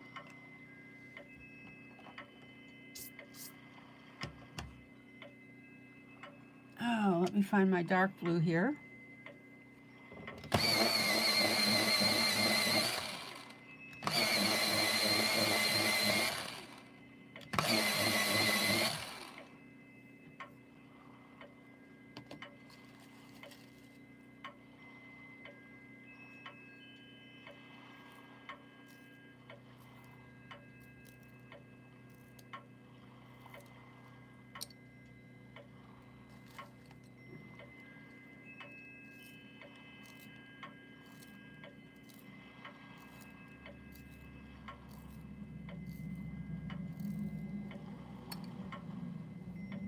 Okay.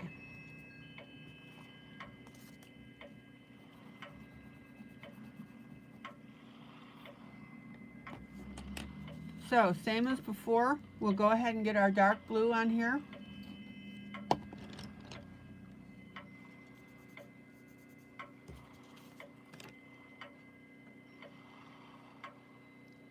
So it's this flower right here that I'm working on.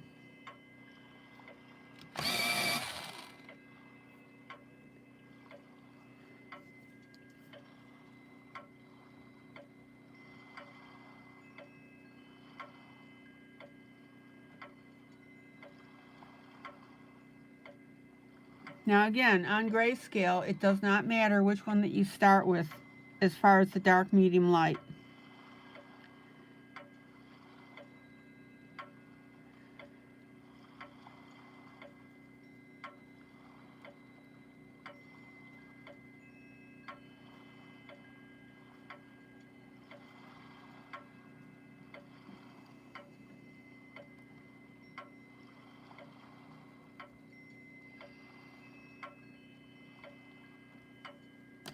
Then I'm going to come in with my light blue.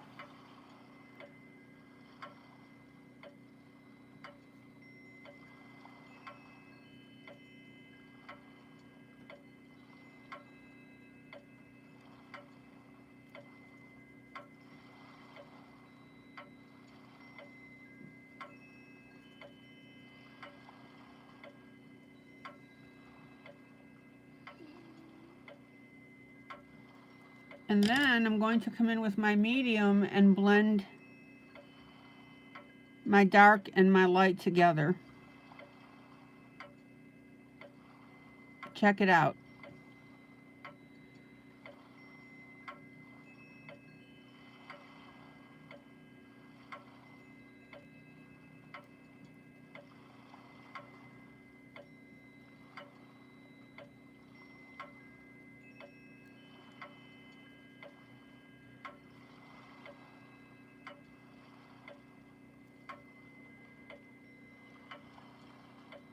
Now we have a little bit of a flower above that.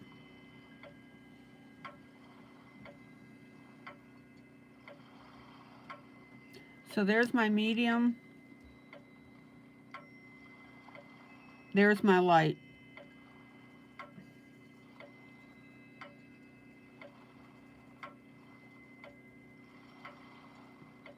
And this time I'm coming back and using my light to blend over this. Now, this flower is a little more streaky than what I like.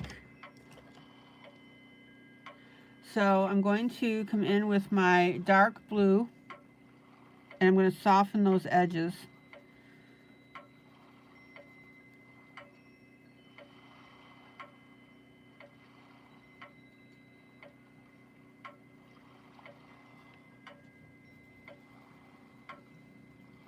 That's why when you first put on your dark color, you've got to be really careful that you don't jam that into the paper. Otherwise, you are going to get streaks.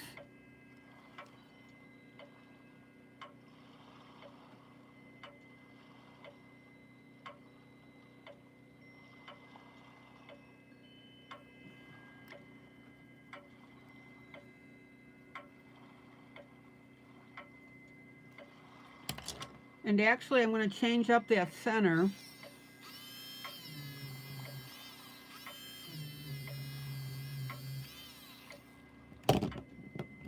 I'm going to come in with my orange. I think orange will look terrific with that blue.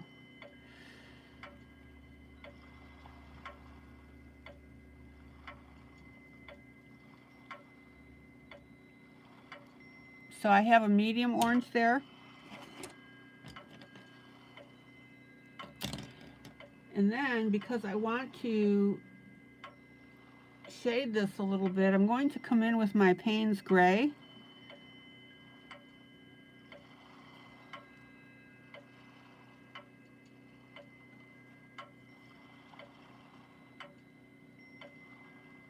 And I'm going to pull in this edge here.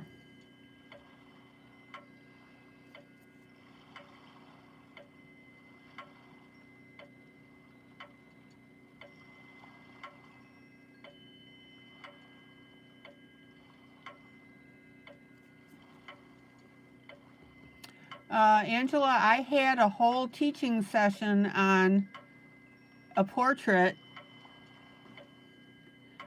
where there was some glow around the outside of it. Do you guys remember that?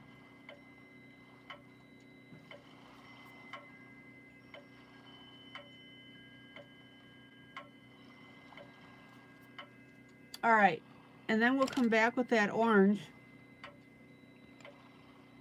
and we'll make sure that that's blended in.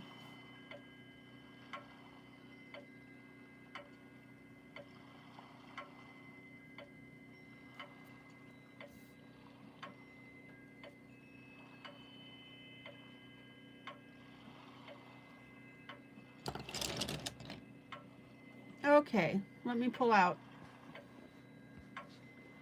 Angela, I don't think you were watching at the time that I did it.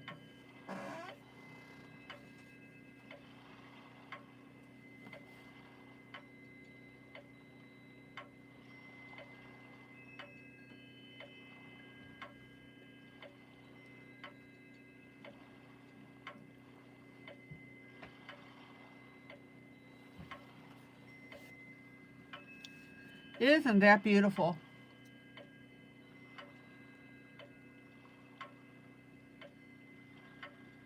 And I think before I leave this, I'm going to,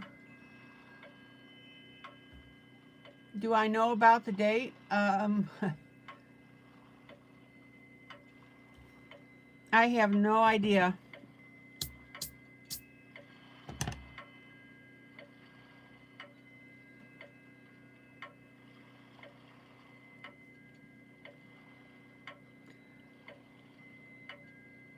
Do you guys, Maggie, do you remember when I did that young lady that had the bursts of lights around her and it glowed? And we used yellows and oranges?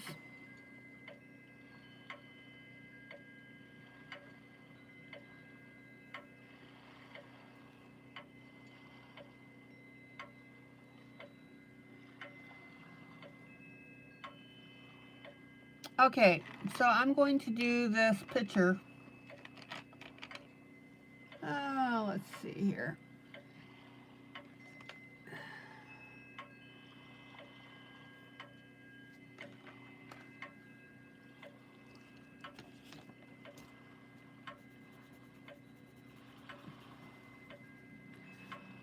I can visualize it. It was a bunch of starbursts around a portrait. Angela, do a search in the group on portrait and see if it comes up.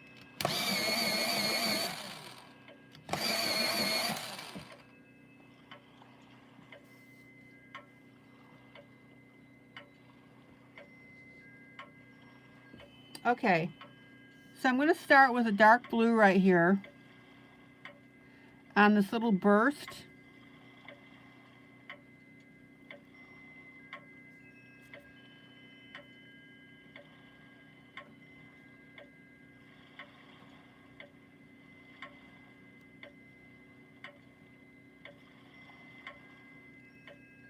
And I'm going to do this blue around the edges.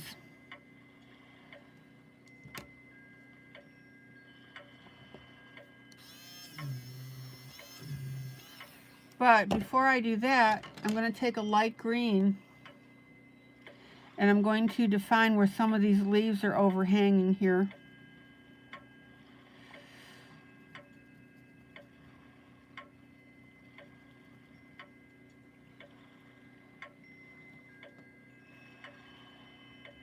Now, sometimes you need to do that if you're doing detail on something and you've got an overhang like we do. Just go ahead and put in your lightest color.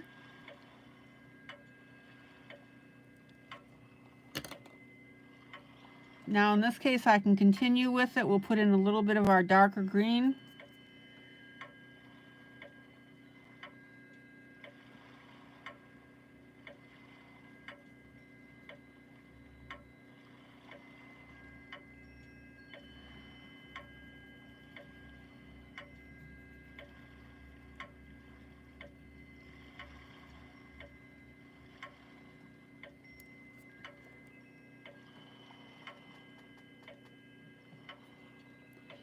And I'm actually going to use a little bit of Payne's Gray.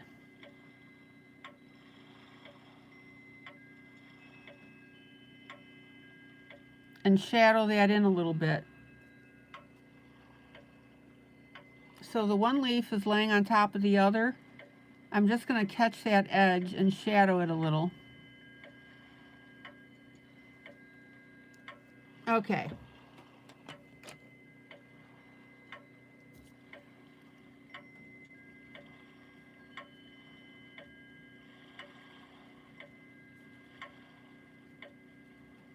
So back to our blue.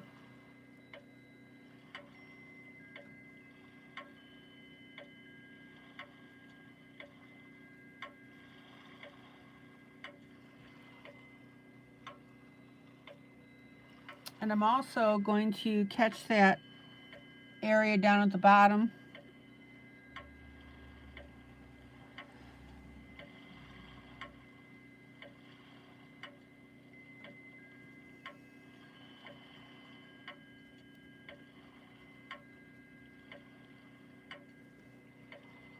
And that's right next to our basket. Okay.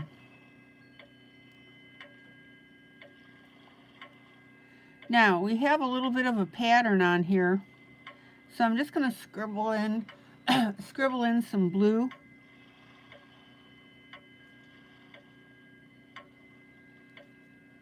See how I'm doing that?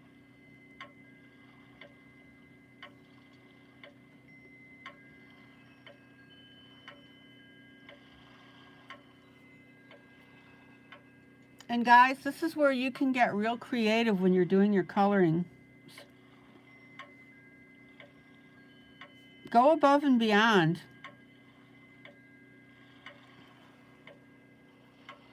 Okay. Now, light, medium, and dark gray.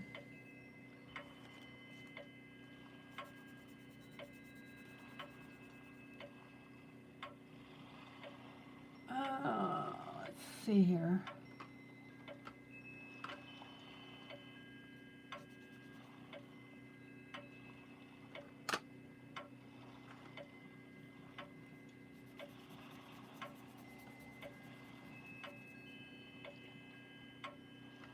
I will swatch these for you.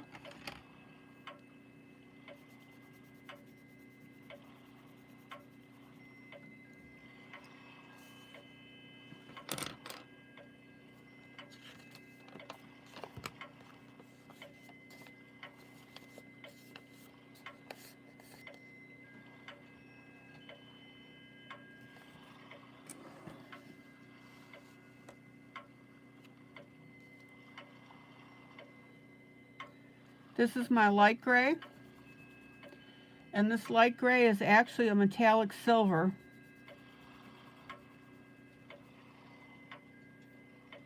So pull that out. This is my medium gray.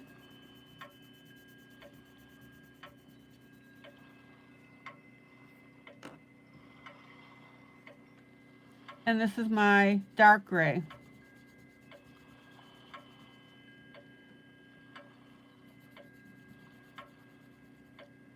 So these are the three shades that I'm working on. Was I talking about the moon picture? No.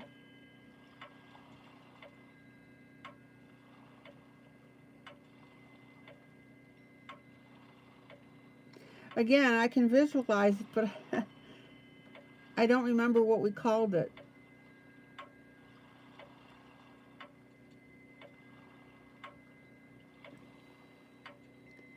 The best I can suggest that you do, Angela, is, like I said, do a search on portrait.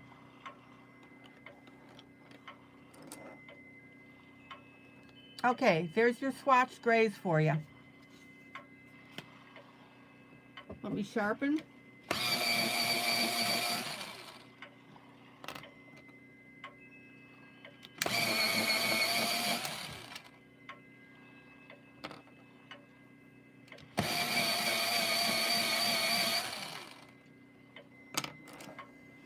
Okay.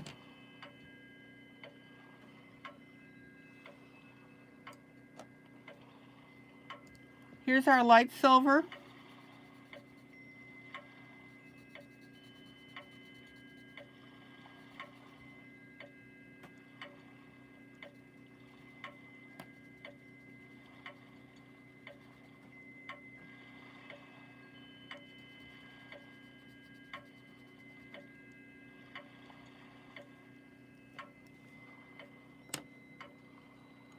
Then my medium silver.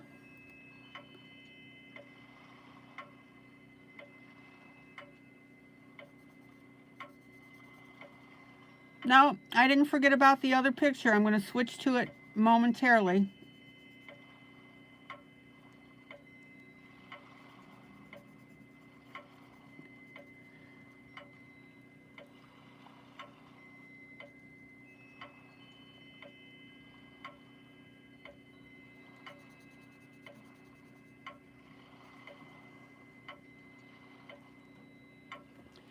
And then my darkest silver.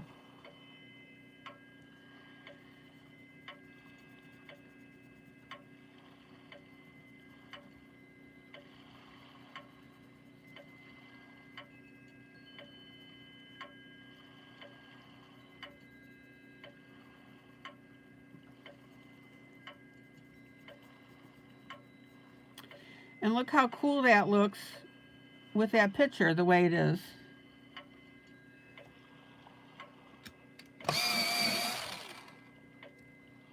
Now I'm going to work the inside of this handle, my darkest silver, but we also have a couple of leaves that are in there.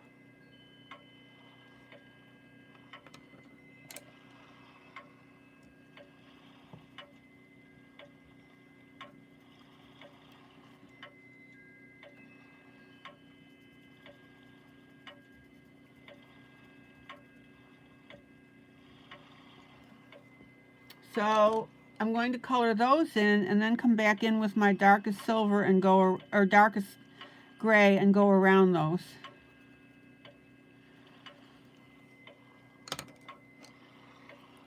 Then my medium.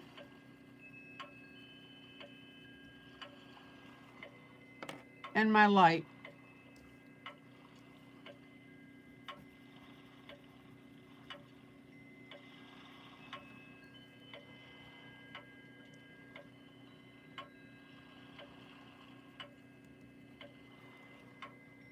All right. Other side.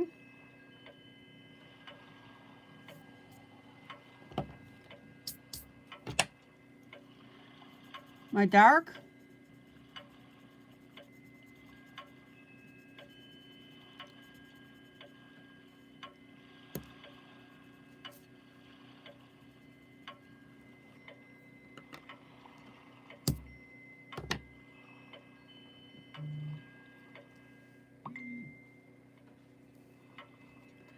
My medium.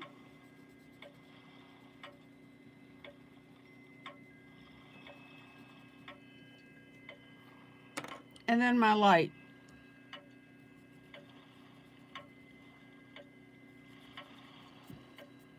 Now, if you want to, you can go ahead and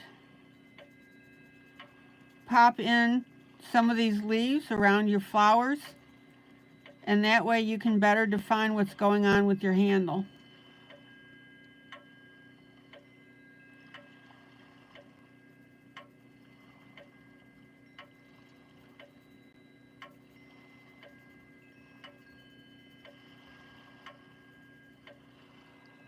Okay, what about the picture that you sent me, Linda? What is it?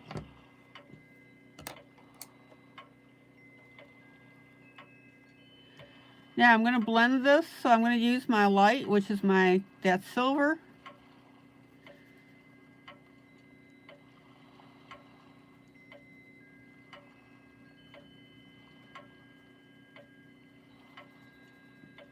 And that's going to give us a nice smooth finish.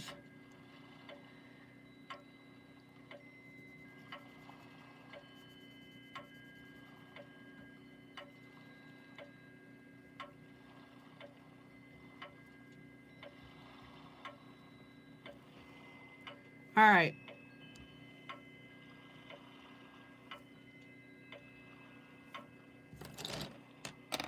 Let me pull out. Check it out.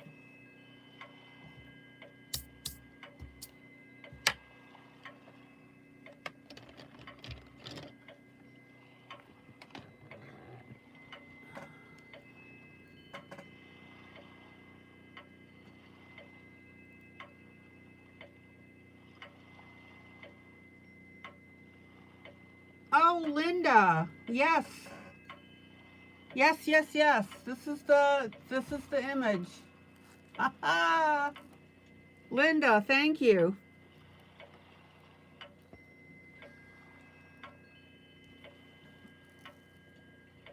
Linda, how did you find it?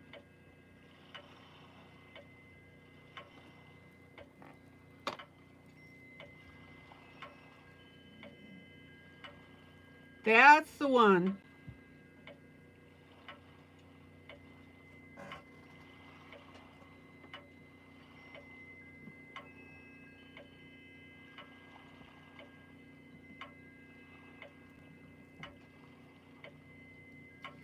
See what a great group we have, guys?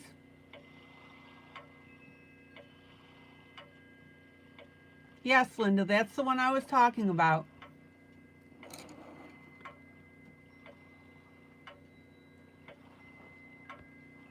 Yep, thumbs up.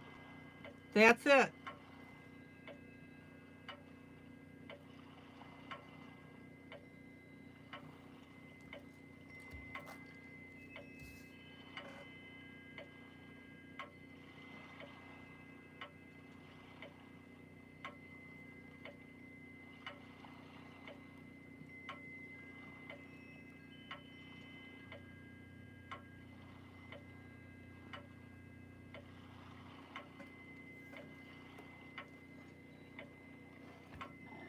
Linda, if you could tell Angela how you found it, that would be great. Then she can follow the coloring of it. Okay. Any questions so far on this?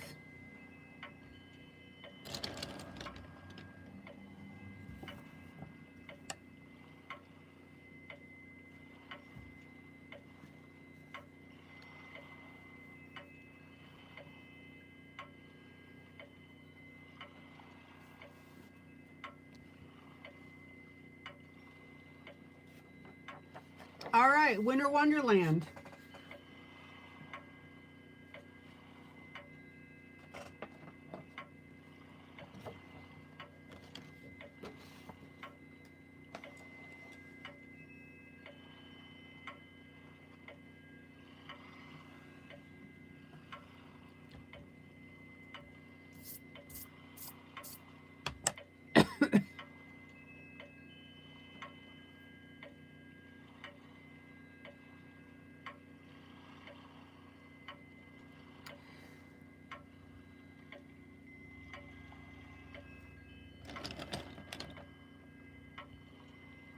You know, what you guys might want to do when you're coloring pictures, Sandra, good night.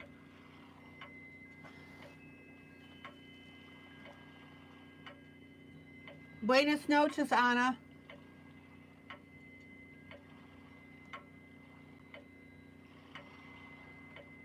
December 9th, 2023. Stephanie, good night.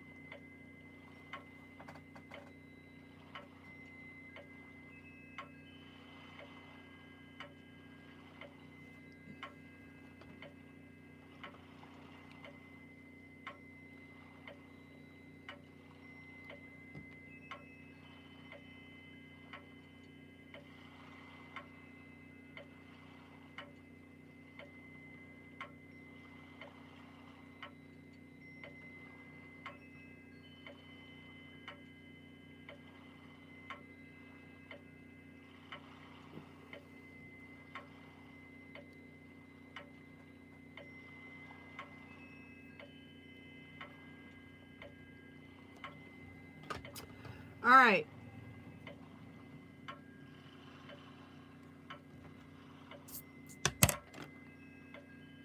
Now, I want to work on the areas that have the color to it, and then we need to make some decisions about the snow.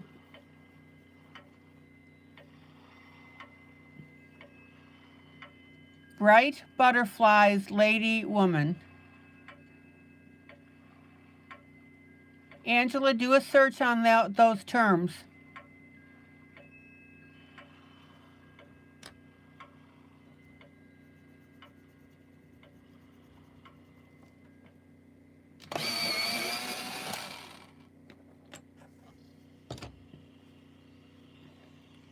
Okay.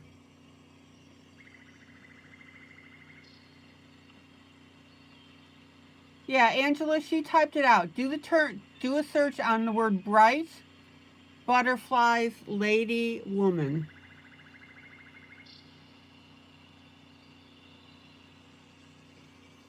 And the book is Fabulous Female Faces Jubilee. Oh, Linda, you're a lifesaver. Thank you. See, guys, that's the great group that we have.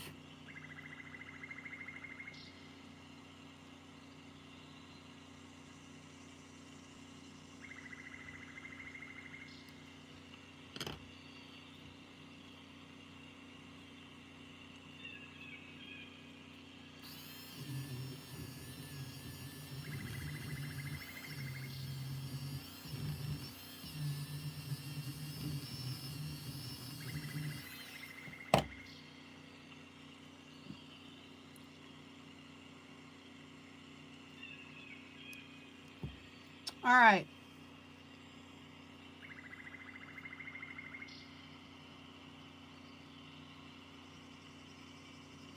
So let's go ahead and get this fence colored in.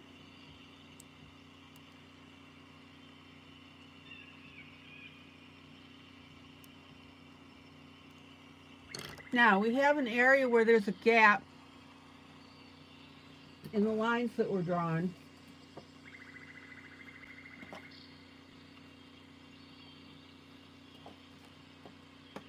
And this is where I always encourage you guys, is that when you see something like this, to fix it. So I'm going to take my super fine pen and I'm going to draw in these fence lines that are missing.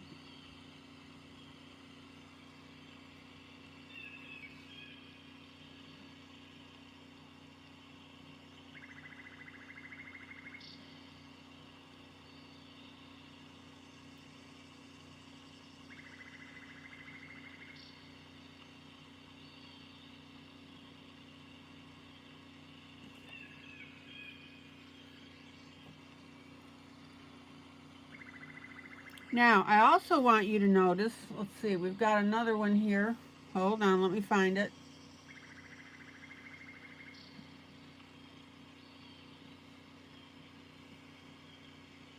Linda, again, thank you so much for finding that.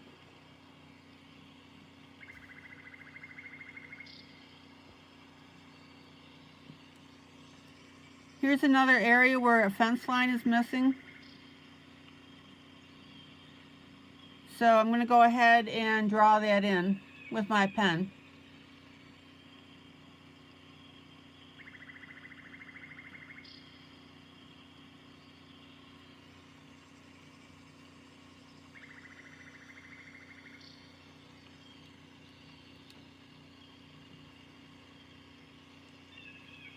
Now, in the background, we have another fence.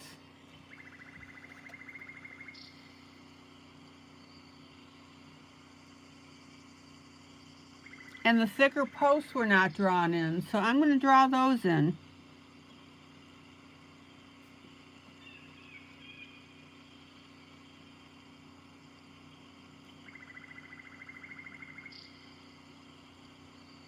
Much better.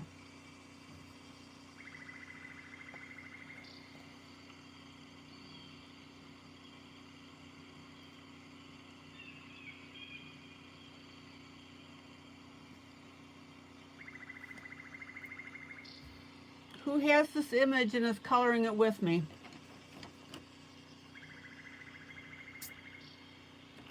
Okay, Thomas.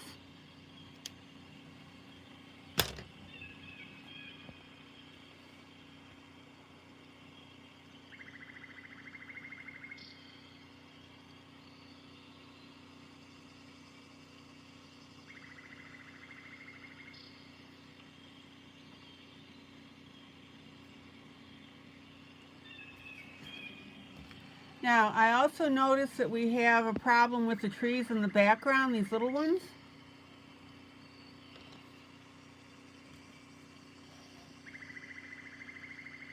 So I'm going to add a little bit of a squiggle on this one here.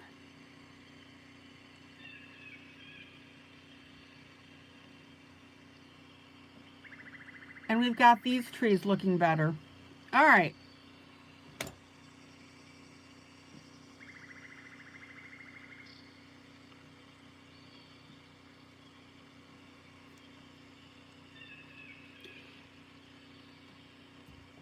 Now, we've got some snow on here, but it's really not defined on the trees. So I'm going to go ahead and add that as well.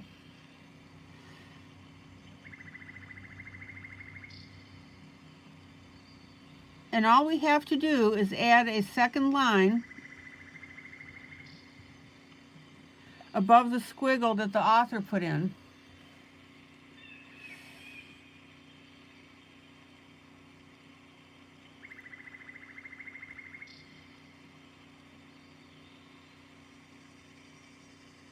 Check it out.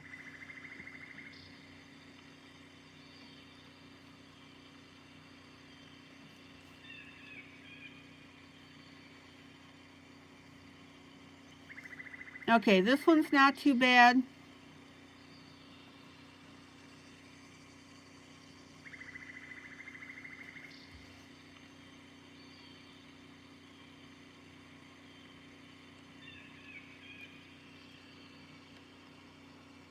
But look how much better our trees look when we add that squiggle.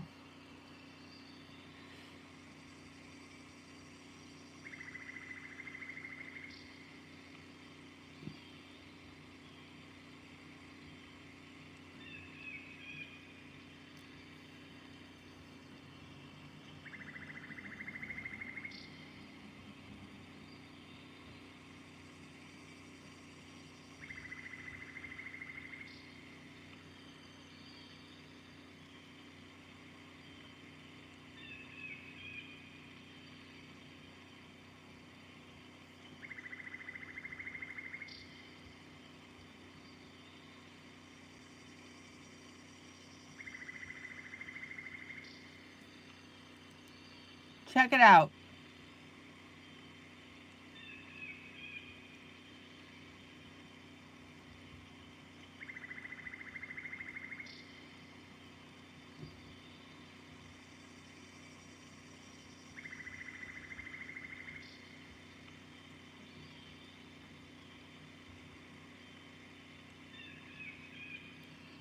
Much better.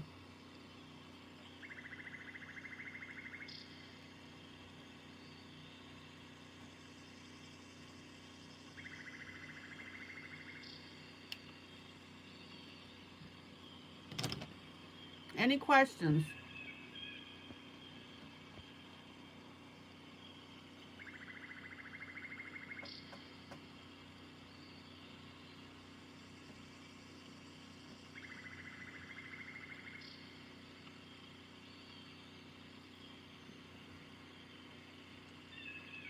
Now, I have to let that ink dry. It'll dry relatively quickly, but I want to make super sure that it is dry. So I'm going to go ahead and I'm going to work on the house.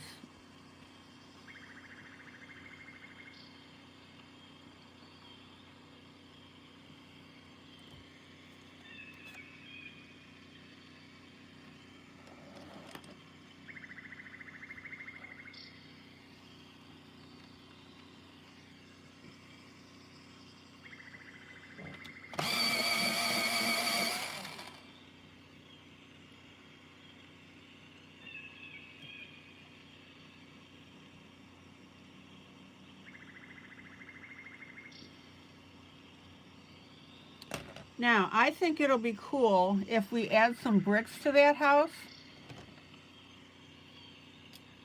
Very simple to do.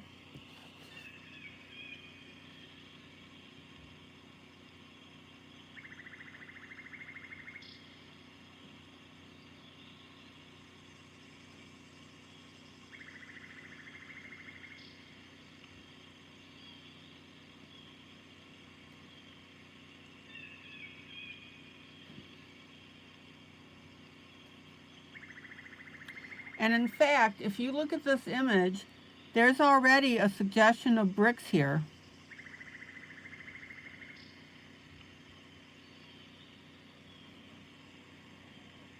So I'm going to go ahead and I'm going to extend that.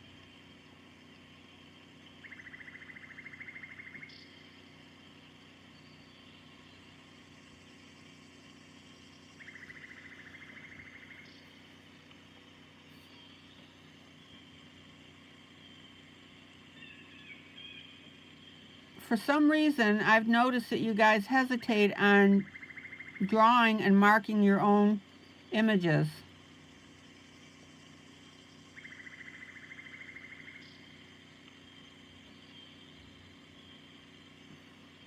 There is absolutely nothing wrong with doing that.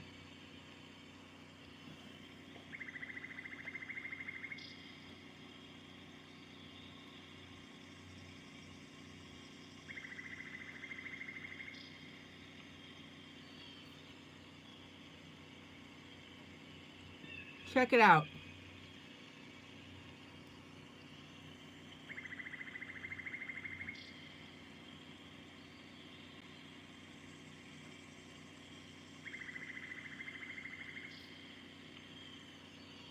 And I think that looks much better.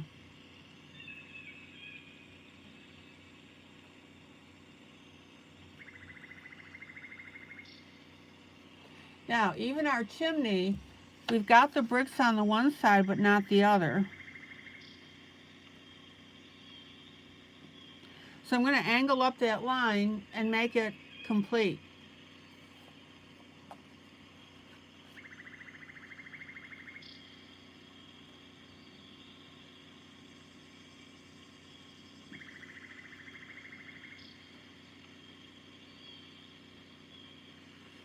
Much, much better.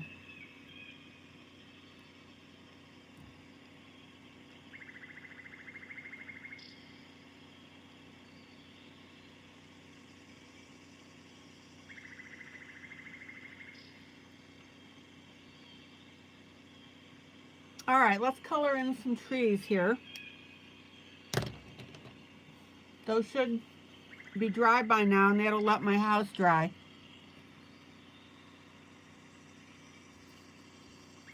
So let's go to the one at the very top here. Let me move my camera just a little bit.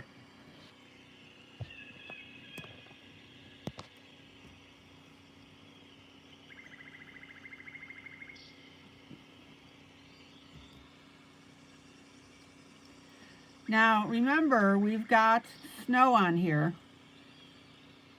So using our green, we have to make sure that we leave that area open for the snow. Let me find a darker green here.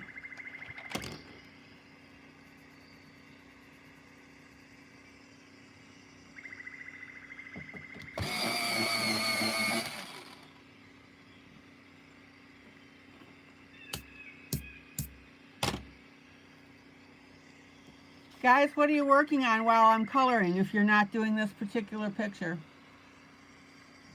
Okay.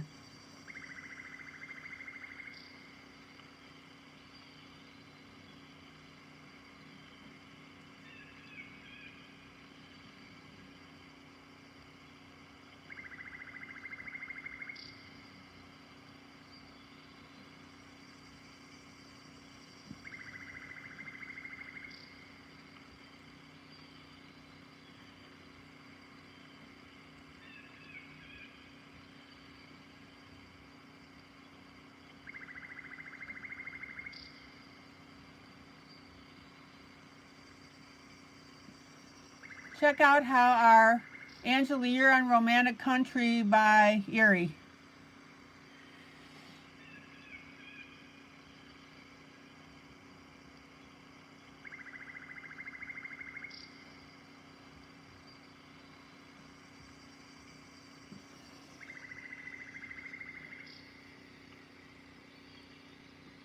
Check out how much better that looks with the snow.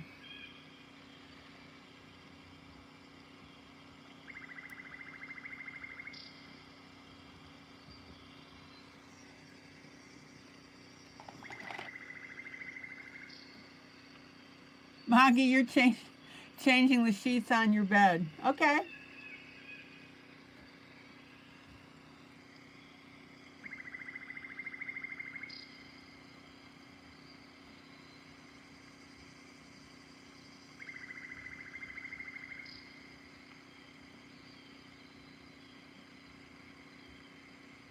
Maggie, that's a funny name for a coloring book.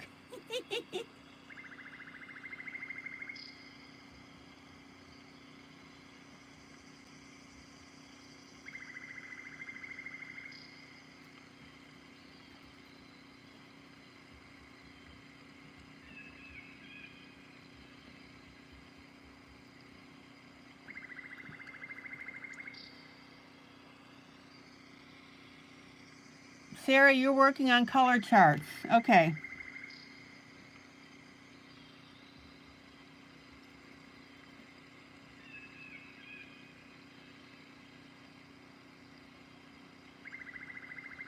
Guys, don't forget to hit that like.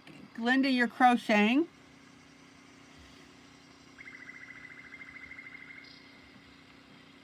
Don't forget to hit that like button.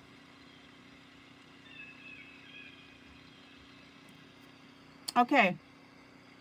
Now, check out Changing Bed Sheets Jubilee. That's right, Mamie.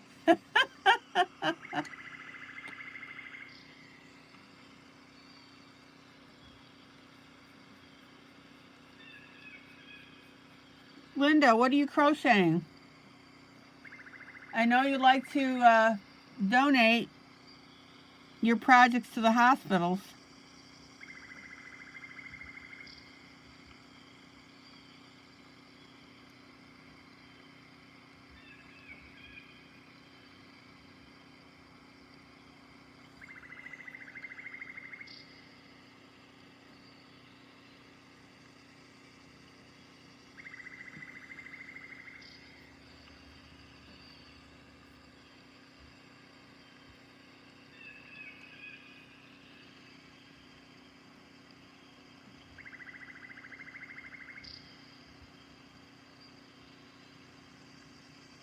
Now, check out how much better these trees look since I've added the snow.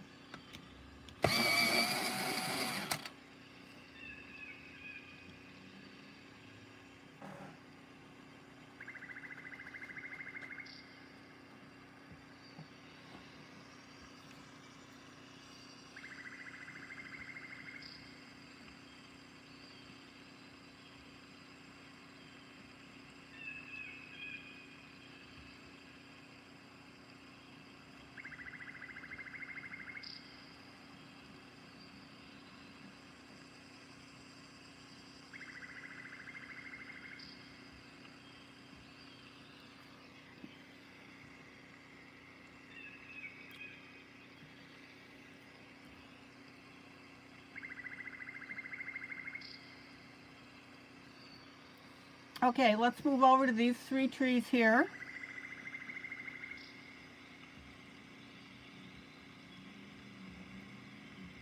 Check it out.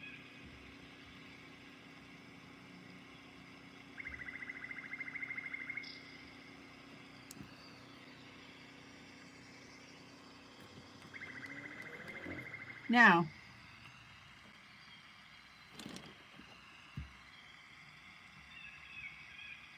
when you color in this next tree, you want to make sure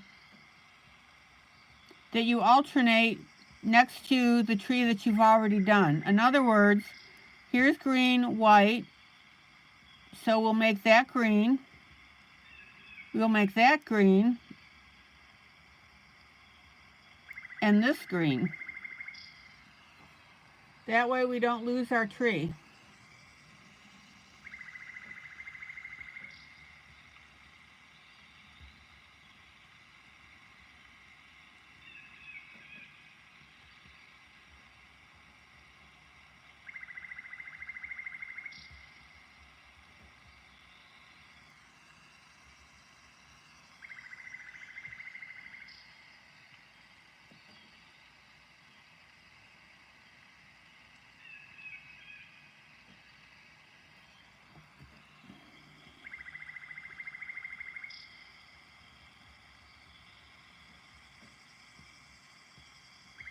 All right.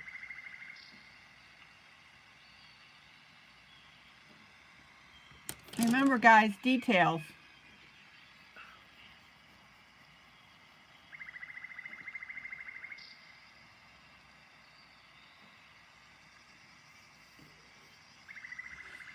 Let's do the bricks on the house. That'll start to define that. So we need a nice dark brick red.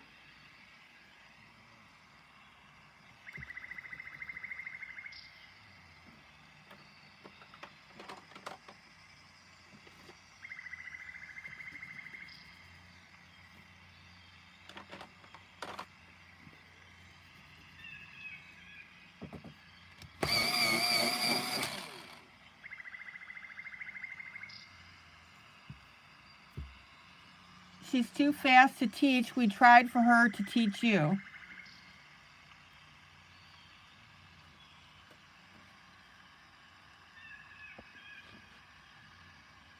I would politely disagree with that a good teacher will slow down and match the learner's pacing.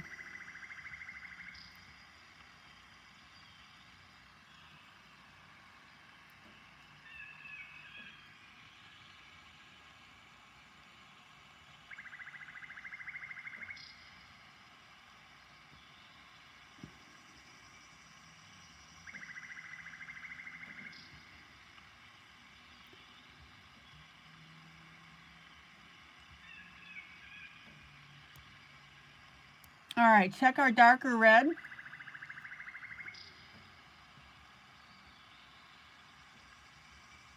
I'm basically outlining my bricks with it.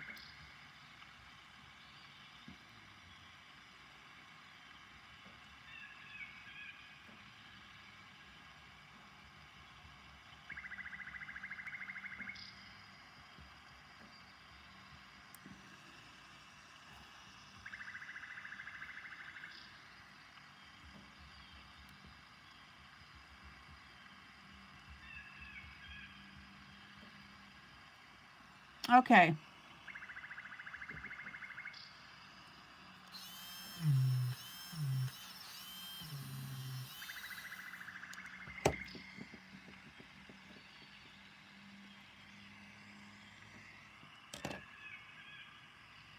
Now, I'm going to come in with a very light red, and I'm going to go right over the top of those bricks. Pencil is barely touching the paper.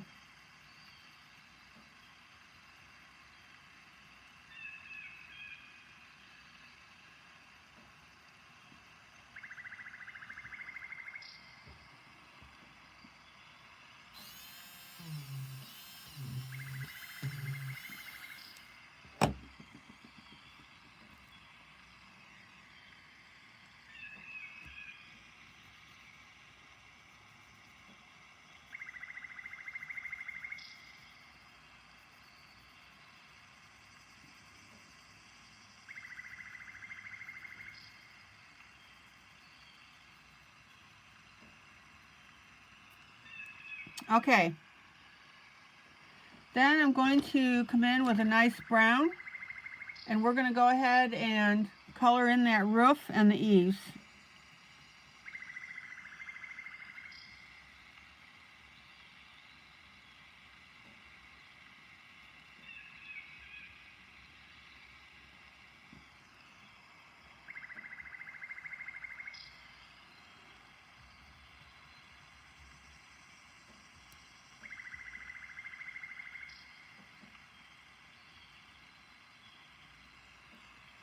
And I'm going to go ahead and make that door a nice blue.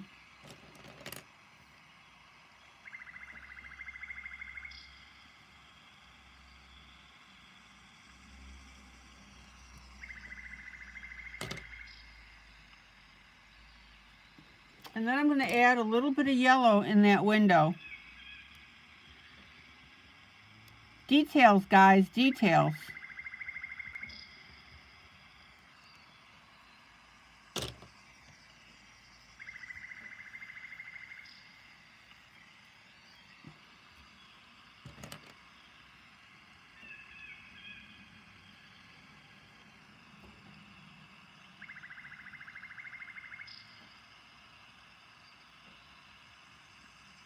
Any questions?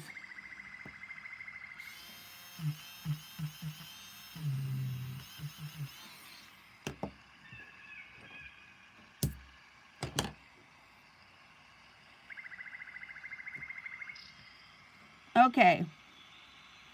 And then I'm going to continue the brown onto that roof.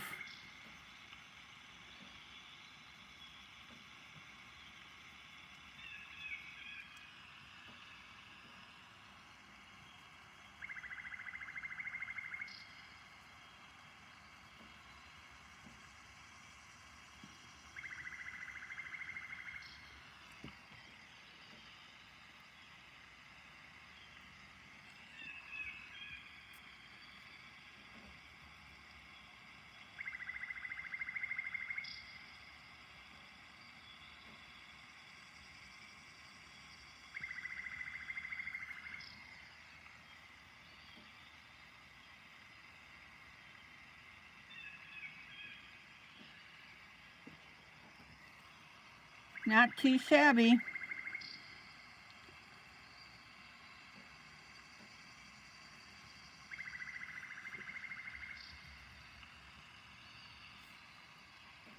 And then at the very top here of my chimney, we'll go ahead and color that brown as well.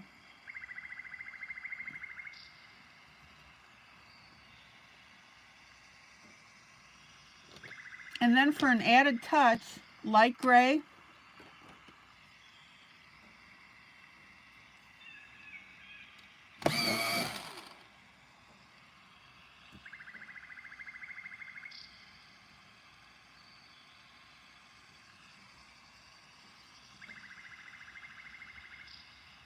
And that'll be our smoke.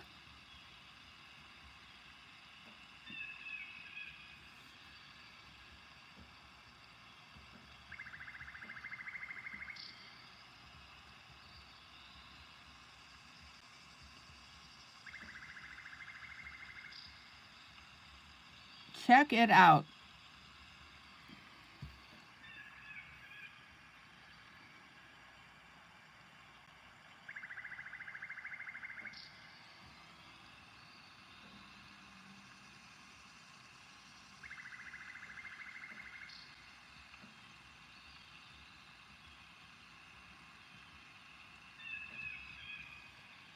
All right, let me pull out.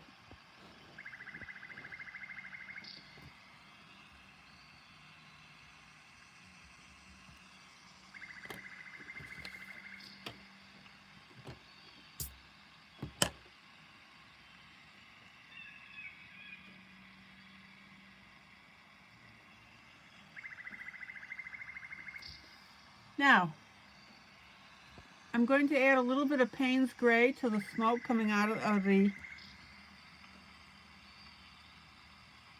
chimney.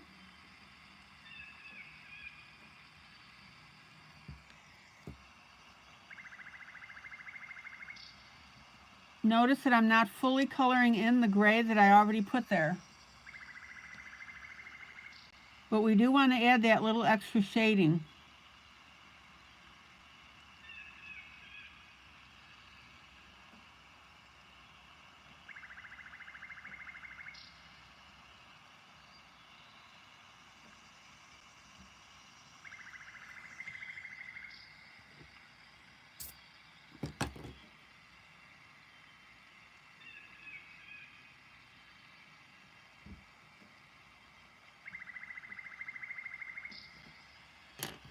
Okay. Now, we've got some greenery and hedges in the background of this.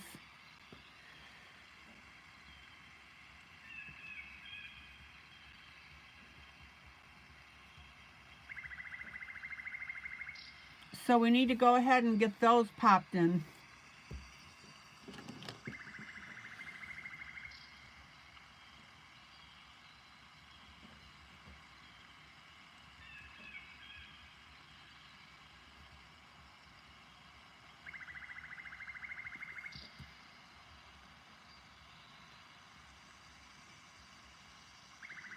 Now, I'm going to go ahead and color in those Christmas trees in the background, the same green. That's basically for continuity.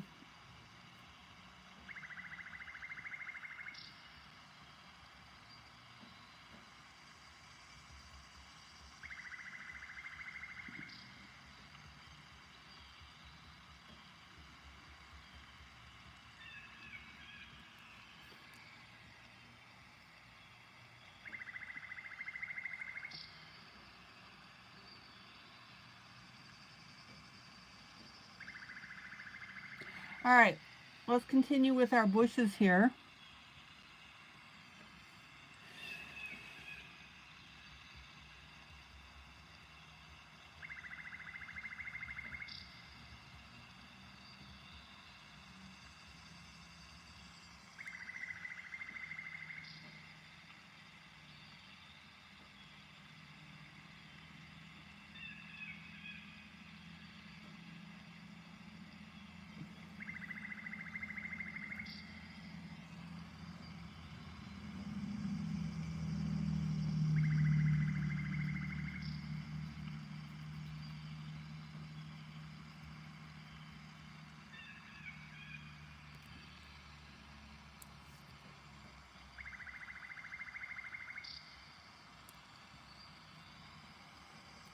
Again, don't forget to turn your pencil. You want to keep that point as long as possible.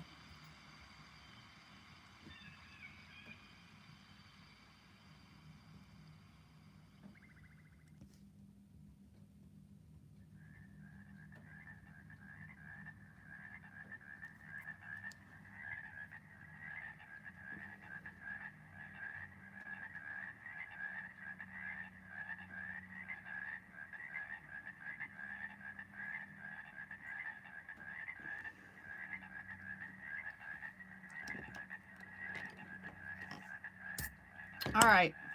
Then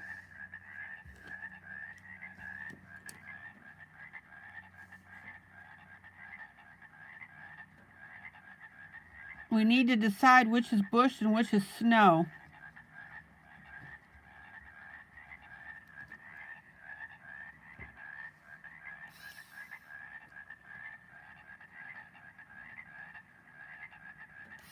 Angela, are you calling it an evening?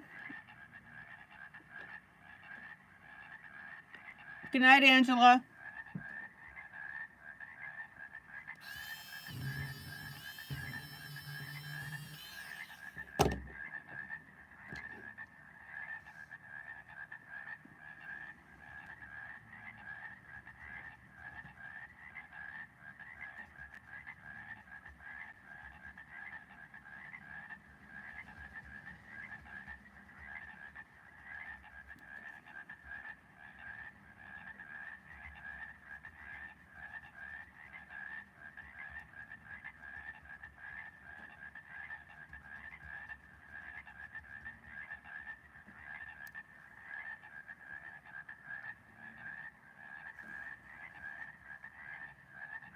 Oh, Linda, that's wonderful.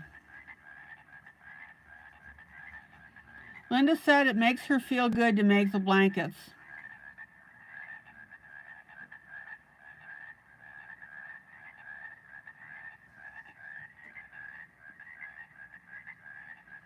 Angela, Linda, that is phenomenal.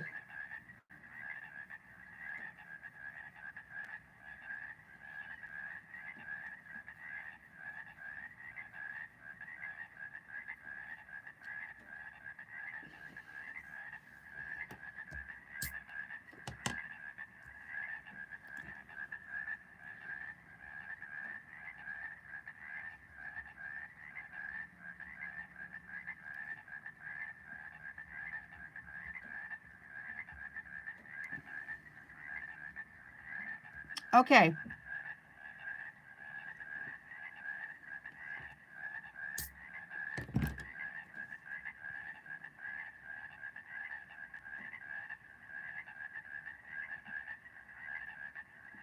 Now, the main thing here on this picture is don't get fussy when you see an area that you're not sure of what something is.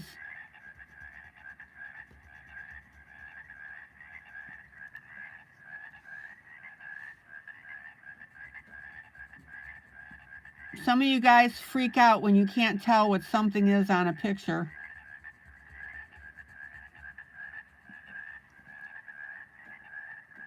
And there's really no need for that.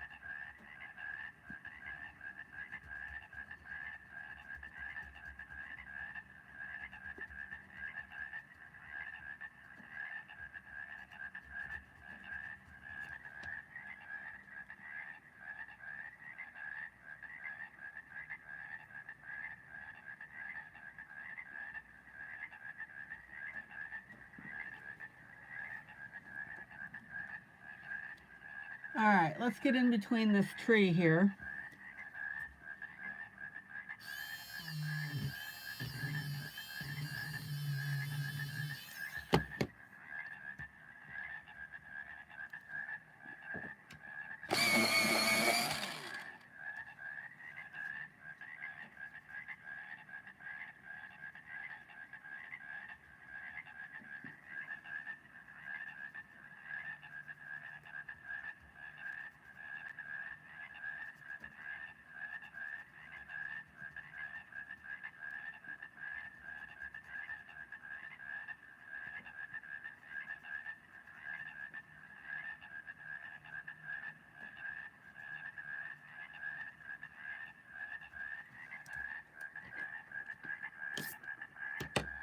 All right.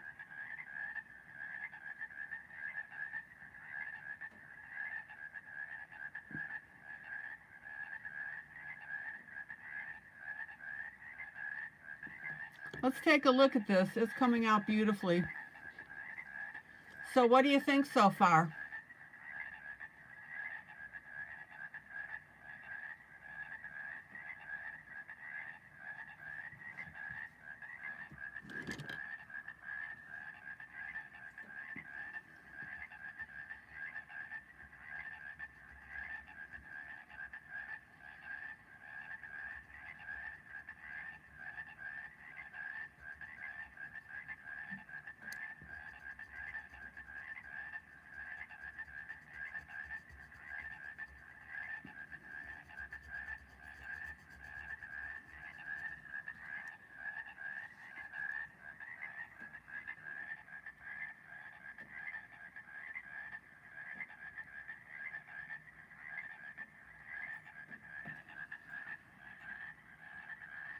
Yeah, Linda, I remember you mentioning that before. When the nurse told me last time I dropped off the blankets, is that unfortunately some babies didn't make it, so they had a little something that was used for the babies to treasure.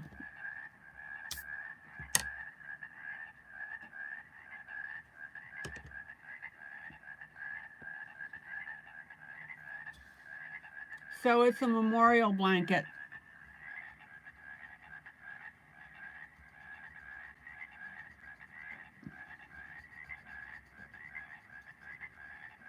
And did you mean to say for the mothers to treasure? Oh yeah, there you go.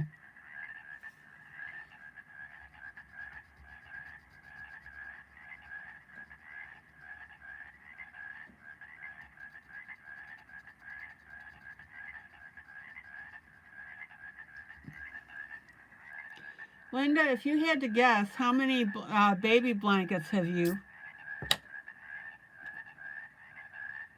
created over the years? Any idea?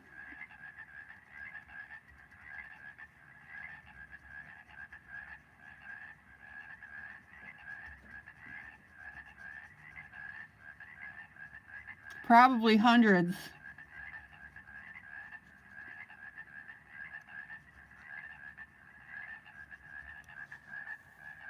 Okay. Oh, Stephanie, you won't be here tomorrow? Forgot to tell you, won't be here tomorrow. Going to see my favorite musician, Stajan Hauser. Really?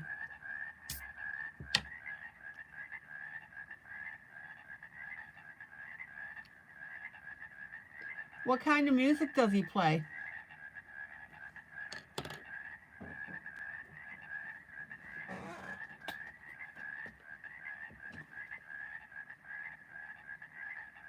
Carmen, hi.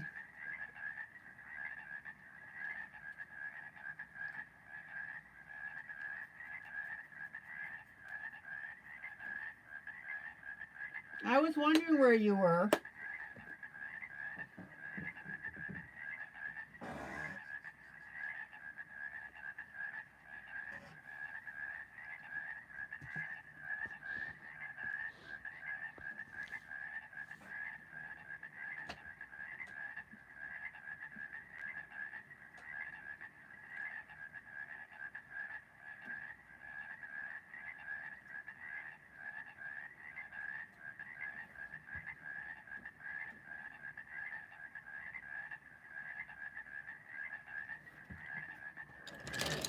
Carmen, this is what we've done so far on this picture. I need to move my camera, so it's going to turn probably. Yep, there we go.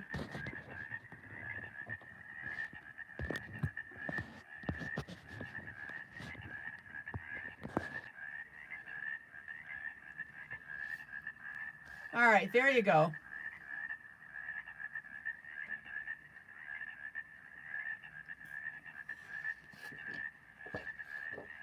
I haven't heard of Hauser.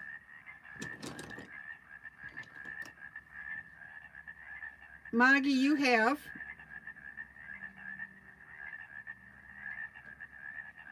And then of course this is our little girl that we've done so far.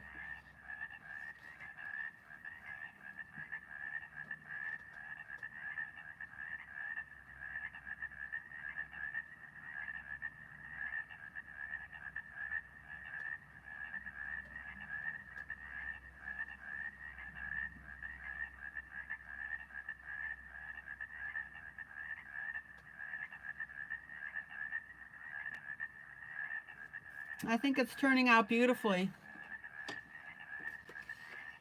Okay.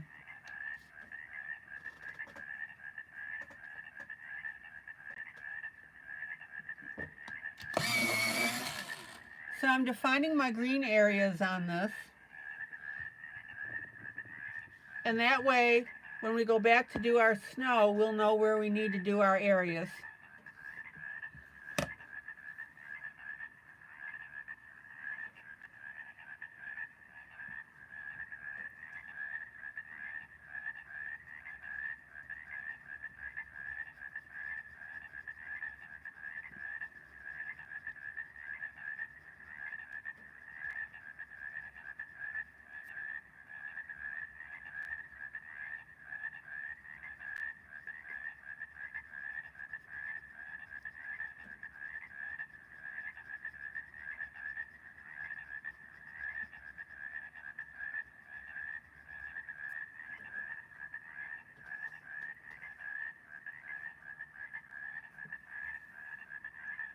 Oh, Carmen, you'll get caught up tonight?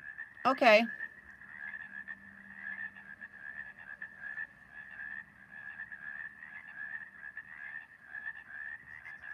I'm about to end. I've got about 5 more minutes to go.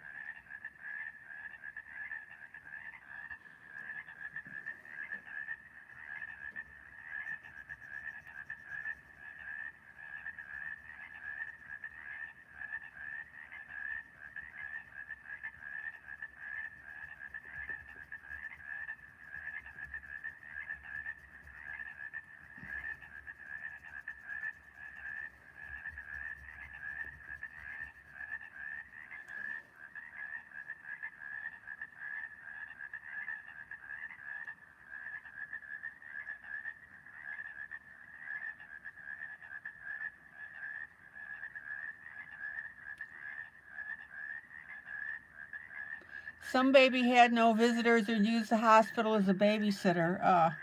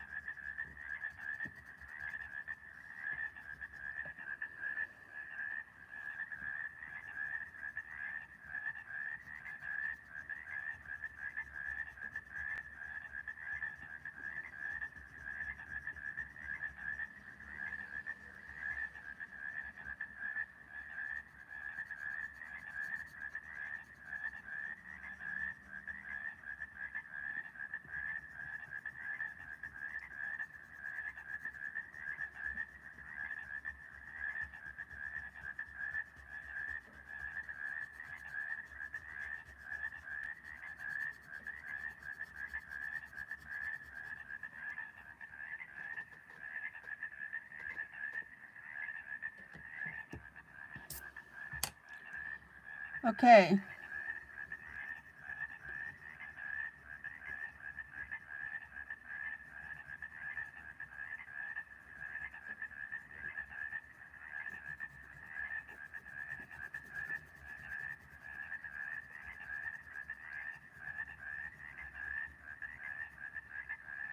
Now, don't forget it's all about layering, and that's what I'm doing. Even you can layer with one color.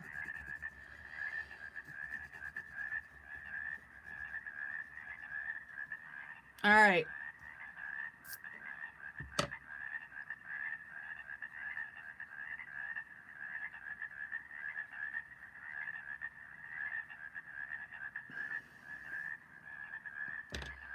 Let me pull out.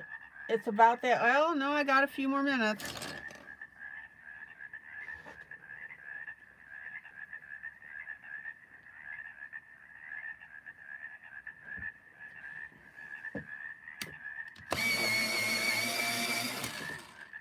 Now, I've got an area down here where that bunny rabbit is sitting in the lower right-hand corner.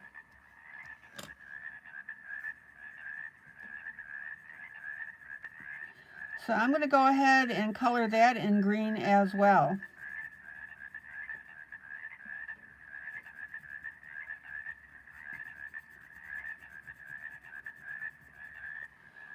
Now, you may wonder why I'm not doing it brown, and the reason for that is because we have all our brown on our tree, and I don't want to disturb that pattern.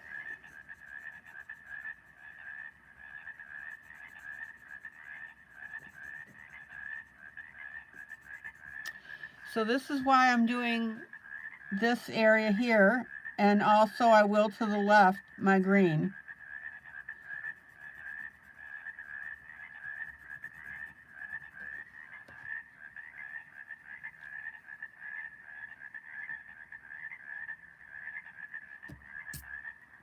We've seen times when snow has fallen and there's still plenty of green.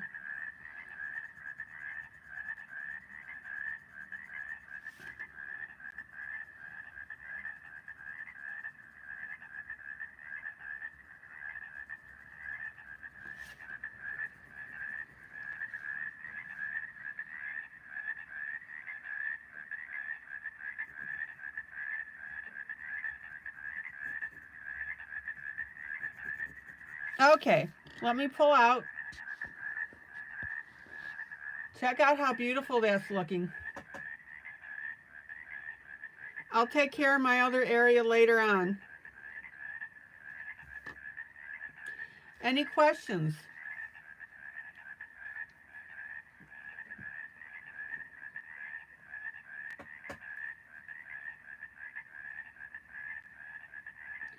So this is Winter Wonderland Jubilee. Teresa Goodrich. It's under the Creative Haven label, but her name is on the inside, so that's great.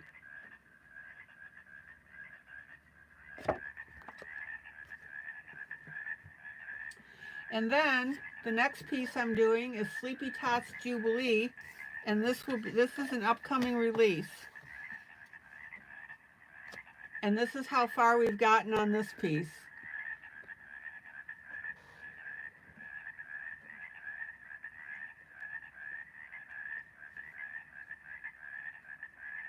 I think it's turning out well. Any questions on this piece?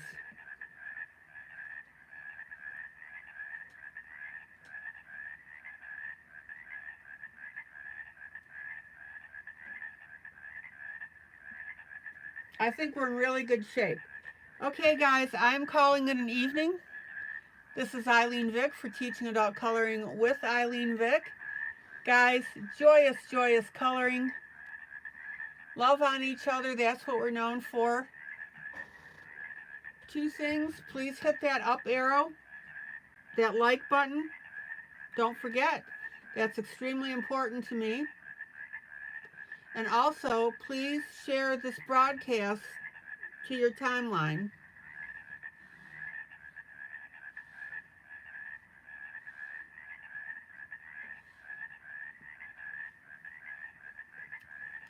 All right, guys, take care. Love ya. I hope you learned something tonight. I hope you had fun. I am really happy with our little girl. I think this whole picture is turning out beautifully. All right, guys, take care. Carmen, I'm glad you came in. Even if it was just to say hello. All right, guys, till next time. Have a great rest of the evening. Bye.